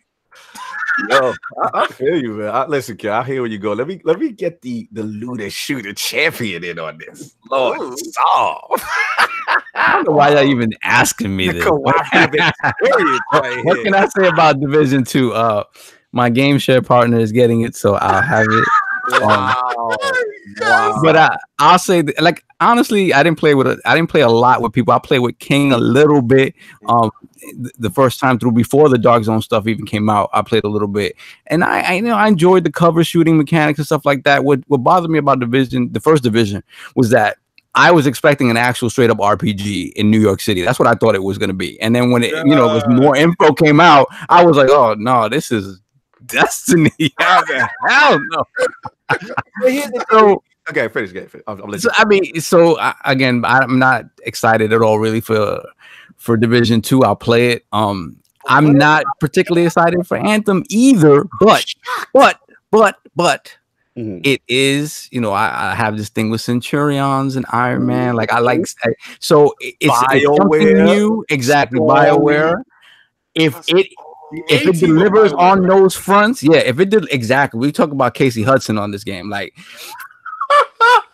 for me, I'm willing to give that a chance. At least the story stuff. Once you start getting into the weeds about grinding for stuff and whatnot, I'll play through the story. I'll probably enjoy that. I'm not grinding for weapons. I'm not grinding for armor. Like, why would you even be playing the game? Like, because my game share partner is getting it. There you go. So what you're gonna do is you doing better than EA Access. What you did is you doing the mooch. So Yours is better than EA Access. It's only 10 hours, so I'm sure the story is longer than 10 hours. So I can't get past that. I have to get the game. Yeah. I'm down with you, son. I'm down with you. I feel you. So let me jump in. Y'all so disrespectful. Like, this is crazy to me. You know what it is? The conversation might be different if people were allowed to talk about it and what they played so far. Oh, we can talk. I can talk about it. All right, when is it coming, dude? Because Cog, you played it though, right? Yeah, I can talk about it now because it's out there. Everybody's got the videos. I mean, listen, y'all know. I mean, King knew I was the biggest hater of this game. Did you pre-order it? I don't need to. EA Access. All right, so listen. I just want y'all to preface this point, right? What's up? This dude that y'all listening to right now, we go. Played the game. Facts. He was under a non-disclosure agreement that he could not disclose what he's touched. But we can talk now. Now he can talk. Let's get it. Now also, after touching, this man is going to steal EA Access. I just set it up. That was fraudulent, but I'm gonna let you rock. Here's the deal. All right, like I said, y'all know I'm the biggest hater of this game. Yo, kid, what E3 did Phil come out on stage and end the show with Anthem? It was 2017. 2017. I remember it like it was yesterday. We was in that crowd. I saw that demo, and I pulled the king. I had my fraud light on. I said, no way is that game moving like that and doing that. That's a vertical slice. I was holding true to that. Then Digital Foundry somewhat collaborated my story. And they were like, yeah, da-da-da-da. But as we've gotten closer, as it's come out, as I got my hands on it, I'm telling y'all right now, that's it. What you doing and what you see, that is the game. So I'm sitting there and I'm like, okay, that was first. So I gotta intervene. Go, bro. Oh, here we go. Here we How go. many people said other games was the game off just a demo, off just a beta? Like, no, you like at the end of the day, like, I gotta slow you down. I'm not saying it's the game that it's going to be the best game. I'm just saying that most games that give a vertical slice and then you get the game and it's dumbed down. I'll give you that. That's all I'm saying. I've still got questions on Anthem, just like King got. All I'm saying is, I just feel, I feel like in a world where we've had the Division come through, and you sound like they in a world. they had a lot of criticism from no raids, no PvP. The Division, they remedied that in the Division 2. I feel like if they had lit in game, they would be showing something. Let me finish. Let this man go and tell you how much he gonna fraud it, Addict. Listen. All I'm saying, I'm not saying it is the end all be all, everybody's over with. No, I'm not saying it. I'm just saying that what was represented in the trailer was the game. So the wow factor off rip is there. That's just facts. The second thing is the speed of the game. I thought it was going to be this slow, lumbering, you know what I'm saying? Titanfall-y kind of thing. Oh, no. This is Iron Man the game. At least the Ranger class that I played, that's Iron Man the game. The verticality, the flying, the hovering, the moves, the sword, the melee, come down, crash to earth, lit. So off the wow factor, off the graphics, they going to get people. That's just one. Two, there's a lot of people that don't like PvP and want some real deep story, and they definitely seem like they got it in place with the BioWare. You know what I'm saying? So I'm gonna give them that. There's still questions I have. Like, again, like what Attic is about to allude to, in game, right? We don't know. All we know about is the stronghold. Shout out to my man Cactus HD. He went out there. You know what I'm saying? They got the strongholds, right? And to me, that feel like the incursions. Remember the incursions from Division? Yeah. Not really no raid, kind of like whatever. Fraudery. Right now, what is fraudery? And I ought to call him out. And my man Cactus put this out. Please watch one of his latest videos. Is that like Destiny and Division, when you get a loot drop, you walk over it. Okay, cool. Let me go in the menu. All right, let me see. Should I put this on? from my understanding, they don't have that. Like whatever you go into the game with is what you're wearing, and then when you drop something, you gonna get to see it. It just say like legendary or whatever, and then when you go back to forces, then you can look at stuff. I don't like it. This is equivalent to playing Destiny. All your stuff drop on the planet, but you got to go to space to see. Yeah, you got to go back to the tower to go see what it is. Like I don't like that aspect. The bushes calls for thee. All I'm saying is, yes, there is a new effect to it. Yes, they are doing something different. That is a big deal. The key is in-game content. Can they sustain it? Loot mechanic, and if it has legs, that's the only thing I'm saying. But if it do, it's over. Then I'll say it's over. You know what? I'm gonna wait for Anthem 2. Oh my god! When they get the 8-player raids and they actually get a system together, because right now they're getting their sea legs. So I'm gonna let you guys out there. Hey, King, you know what I'm waiting on Anthem? What? When it goes in that vault. Yo! Shout out to you. You're right. Disrespectful. See, Attic, I mean, you're gonna have a day when I pre-ordered, and I pre-ordered the expensive one, hoping for some extra XP. Frauding like he ain't playing it. I ain't paying him no mind. At the end of the day, like I said, we got that going on. And you listen, if y'all don't like it, like King said, y'all get the EA access. You get it comes with a free friend code. You give it out to 3 people. You squad up and you see. Somebody got at me in the chat and they said, "But what about the PlayStation people?" You don't get it. Yeah, I don't know. You don't have EA access. It's either EA access or if you're on PC, then you do the Origin thing. But what you do is you get down and lay down, and you go buy yourself an Xbox. Oh my god! And you go get EA access because there's other stuff happening in the world. It's not isolated. So let me get. You gotta get. Let me get addicted on this, man. What are your feelings on both games thus far that you see with the latest updates? What, me? Yeah, you. I still ain't watched that. But when it comes to Anthem, the biggest thing that I need to see is I'm very cautious that they haven't came out at least saying they have a raid type activity in their game. And obviously I know that they got to be done, but they don't. Like I'm expecting one. But it's like I'm saying, it's like I'm with King. It's like you're being really quiet about your in game for some reason, like extremely quiet. In this game, it's not like this reveal it all before launch. Damn. Well, they got to say something. Like I do feel like with the Division didn't have a raid. And they got destroyed for it. I feel like they'd be stupid not to at least admit they have one. Like, at least some kind of... They did admit on the Game Informer stream, the lead dev did admit that there is an end game content. It's just that it's going to come soonish. They're not ready to talk about it. Aren't they revealing the end game like this week or next week or something like that? When the end game come out, then you can... That's what I was about to say. That's what I was about to say. We still don't know. We still got about a month. They can IGN first. They're doing on it on Anthem right now, so we could get it. Maybe IGN is the one that's supposed to reveal that. Addict, at the end of the story is gonna say the end. That's the end game, and at the end you gonna press up, ABB, down, left, right. I hope that they, I do like. I like raids, and I feel like if they really build off raids, because especially how their gameplay is, like they can make phenomenal raids. Right. It's just like I'm just scared. I have to see it. Like I got with the whole Division not having a raid.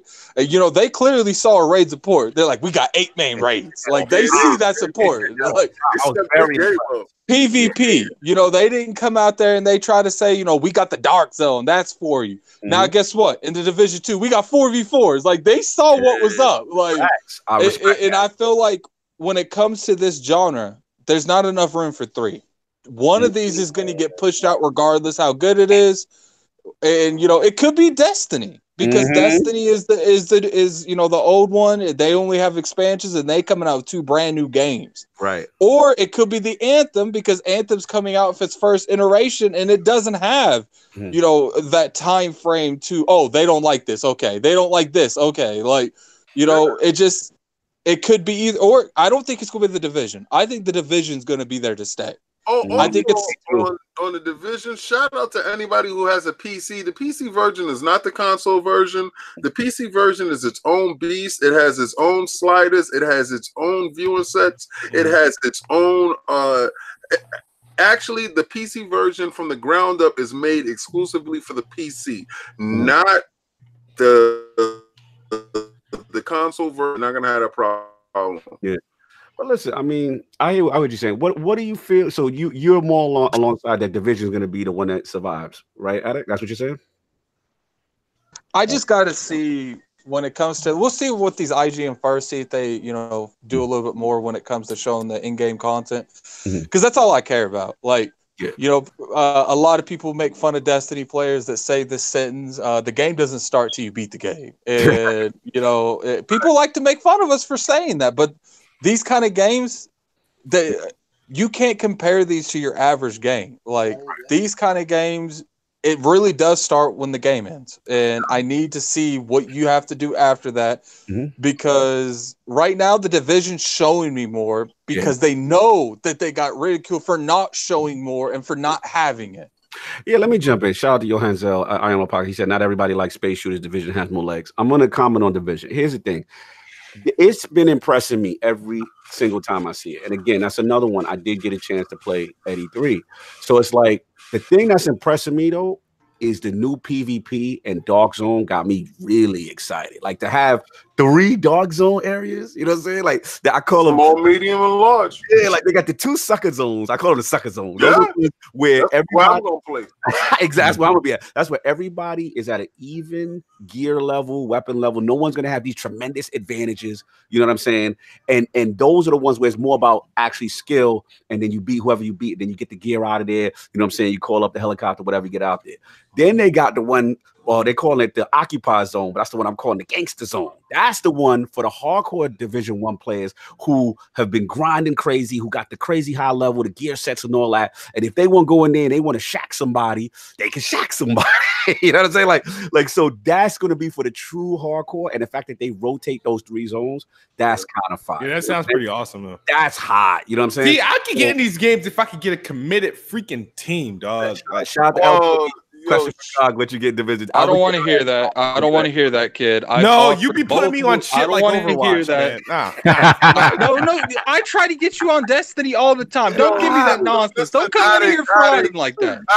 You know he's a fraud because he knows damn well all he has to do. His friends list is with equal players that are there. I met Kidsmoove in Destiny. Stop it, bro. Listen, so we got the Dark Zone going to revamp. Like King said, they had that first game to learn from. Every mistake they made, they listened to the community and said, okay, boom, y'all don't like the incursions joint? We got a raid now. 8-player raid. That's crazy to me. Yeah, who's doing that, though? Who's doing 8-player raids, though? But then again, King, we got to see the mechanics. This is where I agree with Ag, though. We got to. Is there matchmaking? I don't know. They haven't said if it's matchmaking. I hope not. They haven't said. They said the shout out to Slow Mo. Yeah, the time to kill was lowered. So all that beef that I had when I shoot the dude with the hoodie 80 times should be resolved now. You know what I'm saying? So they got that, and the big ace in the whole tool solve DLC is free. Yeah, that's a big deal. That hands down alone. Yeah, in these looter shooter games, DLC is key. Yeah.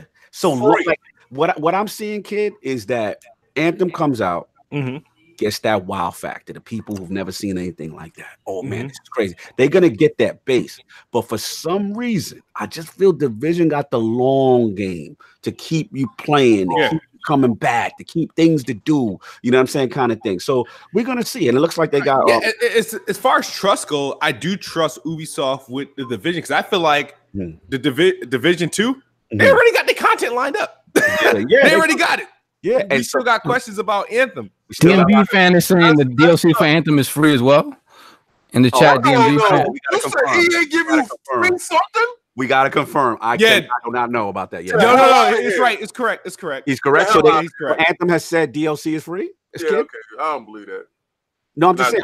I'm not sure. Kid, did you hear anything? Yeah. That was one of the big announcements. But they said that last year though. They're saying it in the chat. They saying it. Yeah, it's free. Yeah. You know what they're gonna say? Because they're not going to have a season pass neither. That's the thing. Because they ain't got no people. Buddy, oh my God. Yo, he's disrespectful. yo, all the stuff that we don't got is free because we don't got it. Well, if that's free, that changes stuff too. I mean, that keeps This is EA. If it's free, they're gonna do some spicy stuff. Well, here's the thing. It's all going to be about what purchasables. You know how hot you look, how hot. Here's the thing, Saul. Ubisoft, let's gotta keep it true. There's already confirmed there's loot boxes in the game. They just don't want to comment on it. Right. So that's where we gotta see the shiestiness. Yo, he's something. Loot the reason why you can't see your stuff on the planet, because when they got to divvy it up inside the car before you get back upstairs. Listen, man, it's gonna be a good battle. I think so. Like based on this week's information, I'm leaning towards Division 2. But if I flip flop every week, man, both of them look good. We got to see what's going on. Anybody else? My teammate L Boogie, yo, listen, L.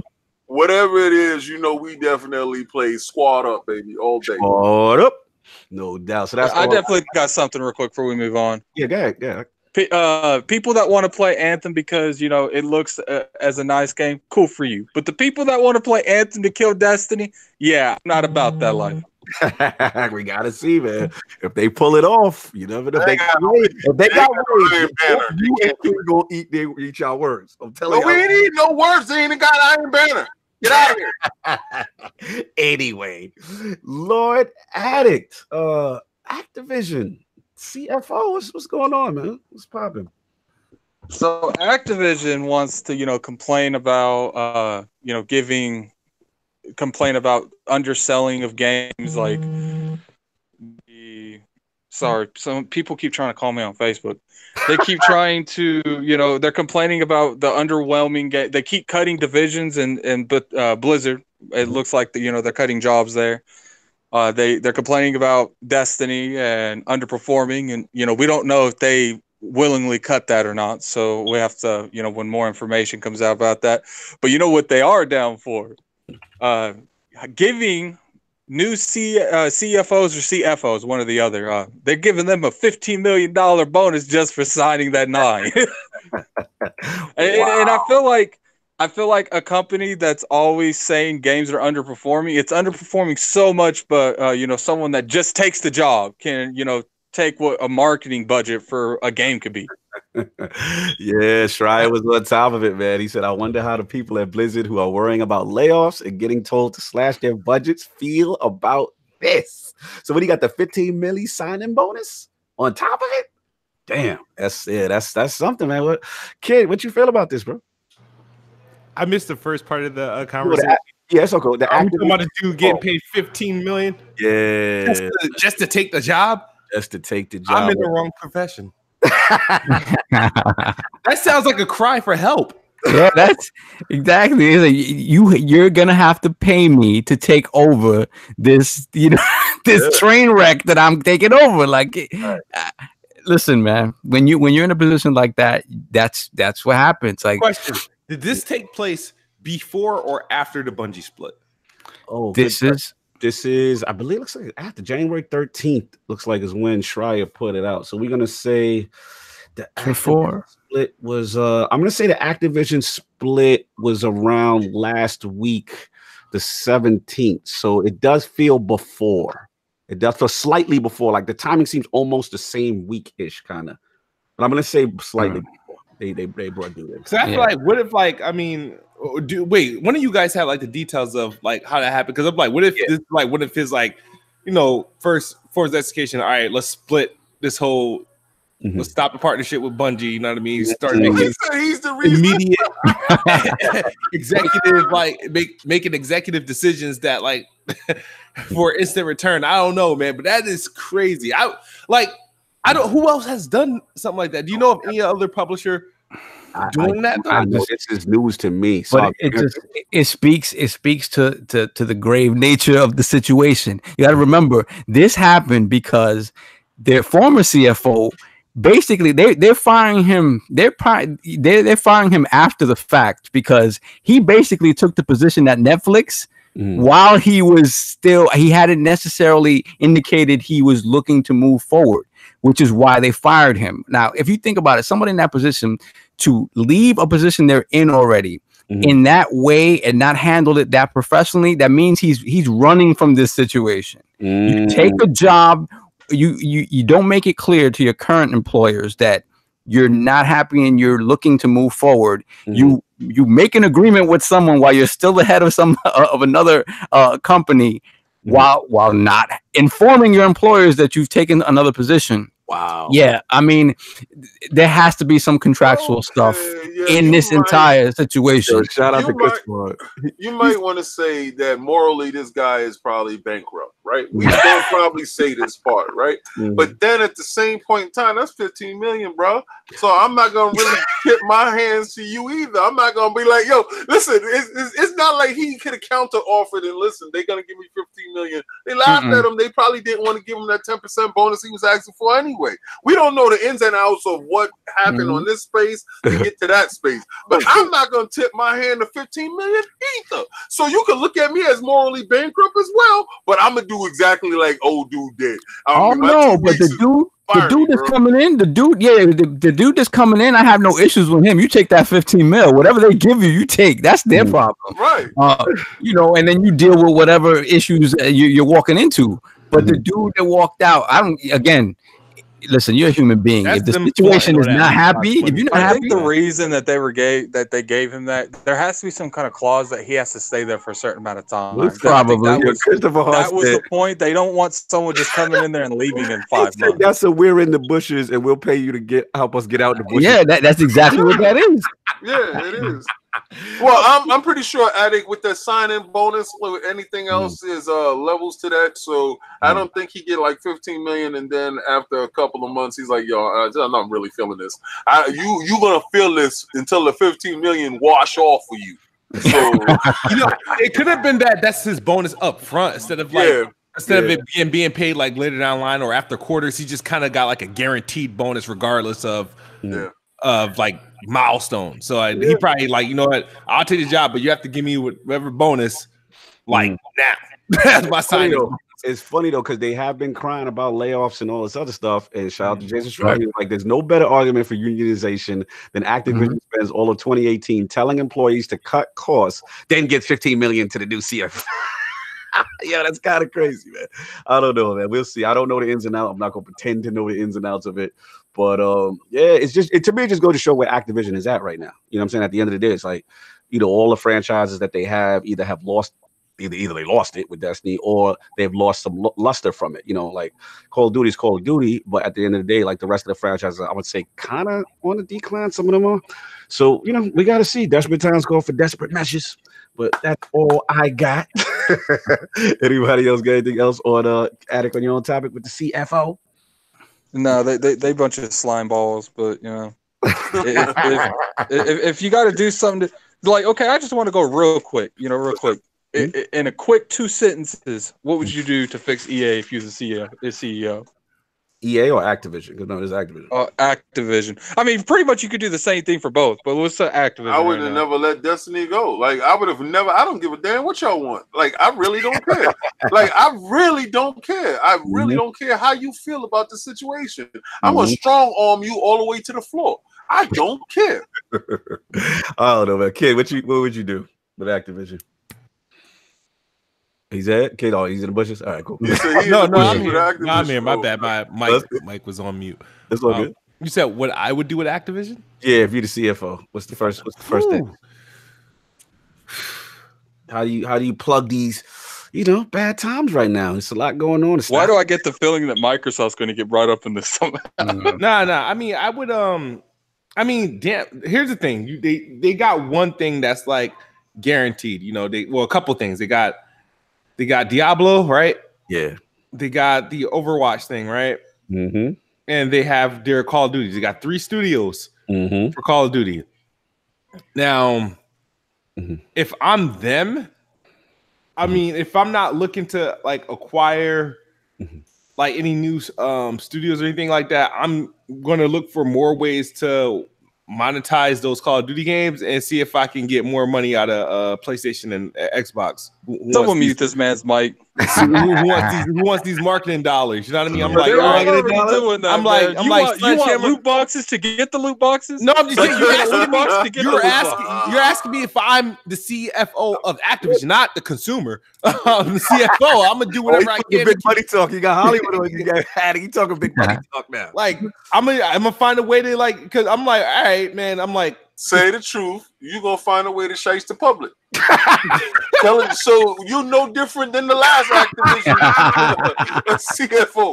Like, so what you just said is exactly what they just did to get them exactly where they are. So you're gonna do more of the same. Thank you. Yeah, I mean, it's been working to something. How you got money to give just to get $15 million for accepting the job? That's nothing but loot box and microtransaction money. Asking you, what would you do to fix it? You just said I'm literally gonna double down because I'm gonna double down on the bag. Is Activision in financial trouble? No. I mean, really, but according to their standards, their projections, they're a little because they ain't got nothing coming out. Right. So I mean, I can see their projections going down low if the only thing that's coming out is Call of Duty. They got nothing to support that. Yeah. They'll have to rush out another Diablo. They're gonna have to find ways to make more announcements for Overwatch, some more character announcements, see if they can sell a box or two. I don't know. Like they gotta Kidsmoove is evil. Got it.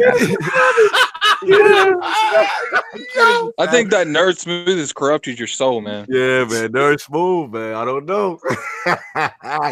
Listen, it's all. I think the hottest thing they got to me is Overwatch. Like Overwatch is that wave. So, but didn't that thing lose its luster? Nah, now you gotta start getting ready for Overwatch 2. It's dead. You know what I'm saying? You gotta get dead. Well, I mean, it's cool, but it's still big though. Overwatch still big. I mean, they just gotta get all right, but it's not real. It's all right. Like, you know when yo, listen, don't front like that big 100,000-pound dude walked in a room from Epic and was like, "Excuse me, bro. Excuse me." But I'll tell you this though: if they make an announcement of an Overwatch 2, new can of paint, story, full featured, and all that, people gonna be hyped. That's a huge. The next Overwatch better have a story with all these damn character freaking identity crisis they keep putting out. We gotta find out about it. Yeah, lore out of the game and all this. Like, if they really do that, they got something there. I think they got to get, to me, Call of Duty, they're gonna be fine with that. But I think they need, and Diablo, obviously, for the pipeline, that's a big one. I think they need, now that they lost Destiny, they need whatever's the new wave. Like, if there was another game, Anthem 2. Yeah, like that wasn't controlled, like how, like say Fortnite, they need their next big wave to kind of sign and lock in, because that's how they move, right? They kind of whatever's the hottest. They want to lock in, so they got to find what the new wave is and try to get that early. What you think, so? They need to break from Blizzard.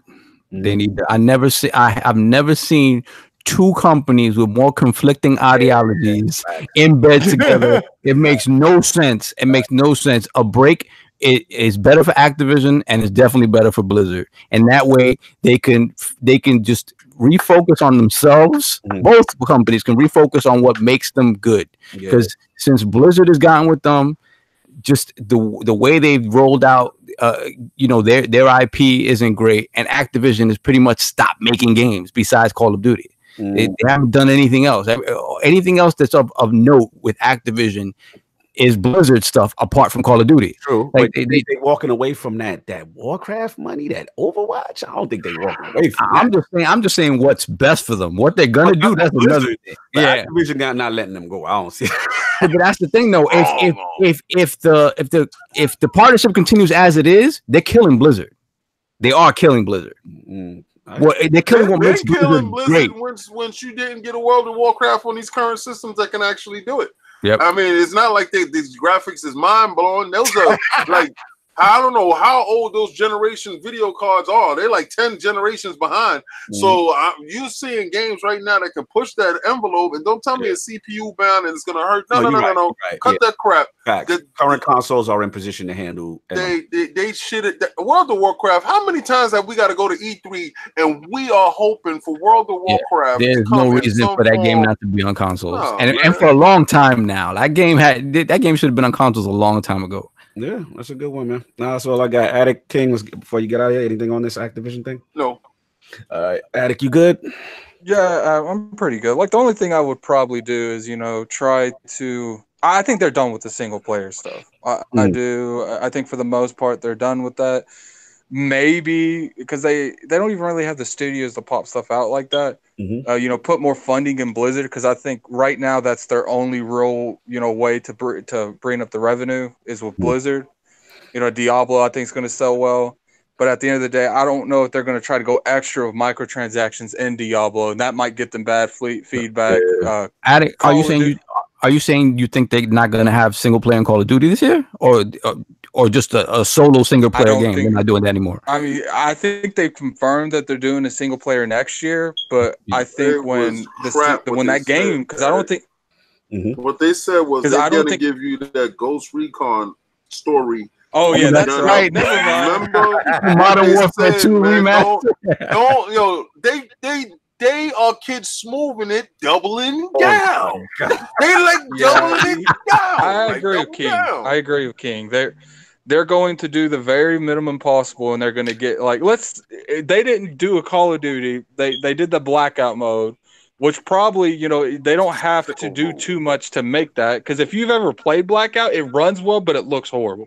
It's crap. Oh yeah, it's horrible. Yeah. It's crap. So they're going to they're trying to not spend dimes and spend pennies and bring in dollars. Yeah, shout out to Slow Mo in the chat. He's like, wow, definitely. And they said now with mouse and keyboard support, especially like on Xbox, it should make it better to bring over. You know what I'm saying? So yeah, I mean, it's a lot of possibilities, man. They got things they can do. So I'm not on some woe is Activision yet. You know what I'm saying? But anyway, that's what we got. Let's get to this poll, new ILP poll for the week. With the recent Mortal Kombat 11 reveal, how do you feel about the lack of information or gameplay footage regarding the Nintendo version? Bro, come on, man. A, disappointing. Switch owners deserve to be treated as the Xbox One and PlayStation 4.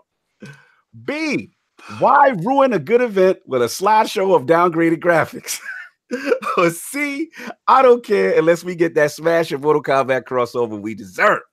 That is the question. Nah, where's the next one, man? You gotta have the other one, or we should just throw it all in the bushes. Like, the hell out of here with that, man. Switch fans, Mortal Kombat, stand up. That is the question.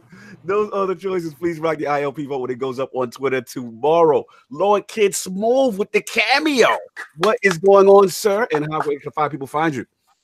Oh man, you can find me on Twitter at Kidsmoove.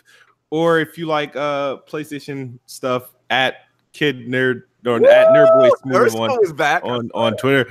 Nice. Check out my YouTube. I've been back to regular video making. So thanks. But thanks for having me, guys. No doubt, man. What about that Planet Xbox, fam? When is Planet Xbox dropping? Planet Xbox, we're still on Wednesdays at sometime between 8 p.m. and 9 p.m. Eastern. So still Wednesday nights, is me, Attic, and team. Whenever he wants to show up. I know we got some stuff coming up that's gonna hinder on his appearance. I know Kingdom Hearts is coming soon. Yeah, I heard you they let him go see the Brawley movie. I know. Dude, I didn't know he had to travel to go see that. I thought it was some Netflix stuff, and he's like, "Oh, I was gonna actually go to the movie. Oh, I didn't know it was that big of a deal, but my bad." But he said, I didn't think the stuff that he wanted to do was that big of a deal.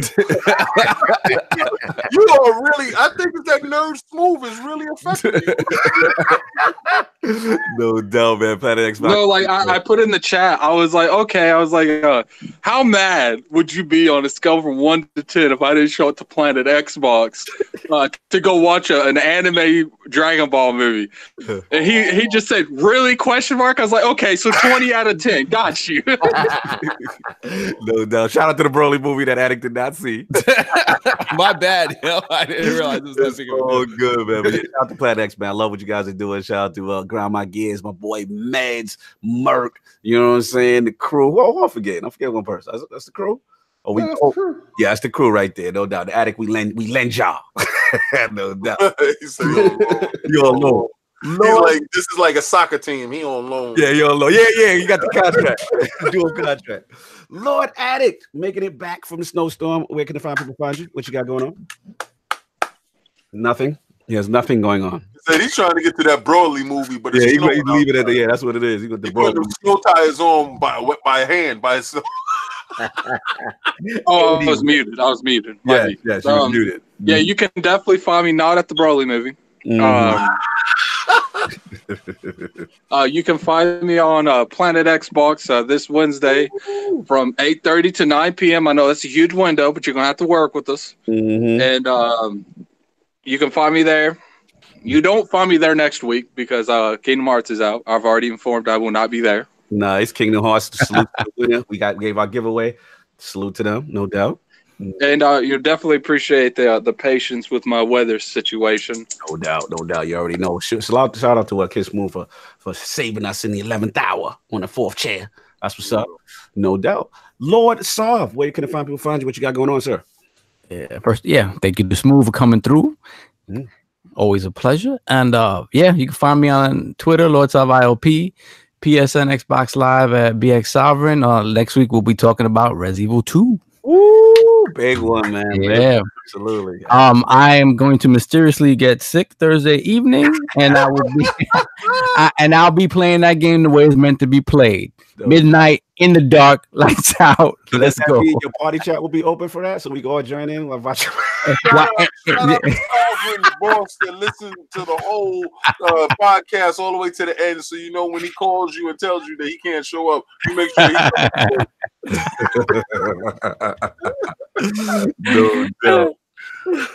No doubt. Lord King with the fantastic combat talk going on. Yeah, listen, guys, I'm gonna give you an official combat talk later. I don't know what the hell was going on with the internet and all that. No, I do not have Comcast boss moves. Go away. He said you got Comcast internet. Yeah, they was all over me, and it was rightfully so. Like, I don't have my PC running all day, so when I do come down, I just turn it on for this, and I'm doing video editing or whatever I'm doing. Everybody, we are gonna make a great announcement soon. We're on the road to PAX right now. So we're all geared up and ready to go to get to PAX. And after we finish with PAX, then we're going to E3. But everybody that wants to link up with us at PAX, link up with us so we can start to collaborate. I want y'all all to start, unifying this thing. No, I'm going to be there. Facts. Probably an Xbox in the building. I think we might get a PX and an ILP collab like last year.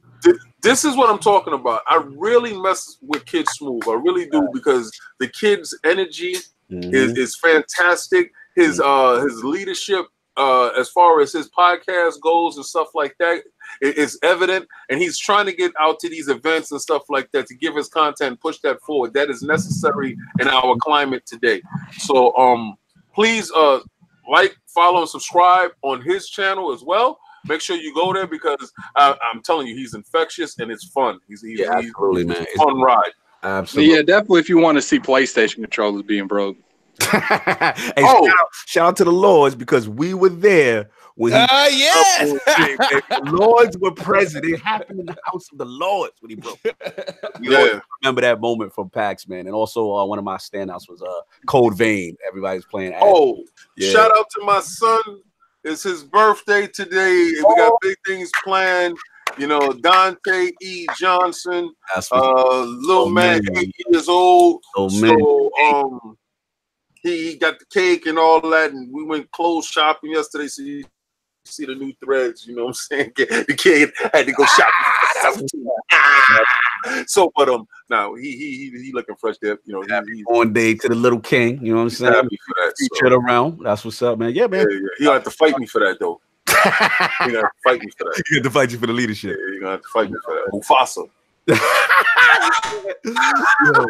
AC said, great show. First time watching the podcast. Thank you, brother. Much appreciated. Man. Make sure you guys hit that like, subscribe, that notification gang, man. I'm going to speak to Kai Batsu. We get the audio up later. You know what I'm saying? And also, you guys got to get in our Discord. Lords of Gaming Discord is lit. Please get in there. It's crazy. You know what I'm saying? Don't look for me. I'm muted. Yeah. Oh my God. Frauding in there. Don't. Y'all gotta really at me for me to see it. But see, people found out that I'm a fraud. So what they do is they at me and it pop on my phone. I'll be like, what the hell? And I go in I'm like, damn, they got me again. No, please check out King got that Combat Talk up there. You know what I'm saying? With that pack, y'all, all that good stuff. And of course, the last word, my brethren, Ebontis is up this week. We deep dive triple threat division and two guys, one show. Oh man, you're gonna stop that. Stop that. But anyway, that's all I got. If anybody's got anything else, no. Everybody enjoy these playoff games. Enjoy your Sunday. We'll catch you next week. Let's go. Two guys, one Yeti. Peace. Two guys, one.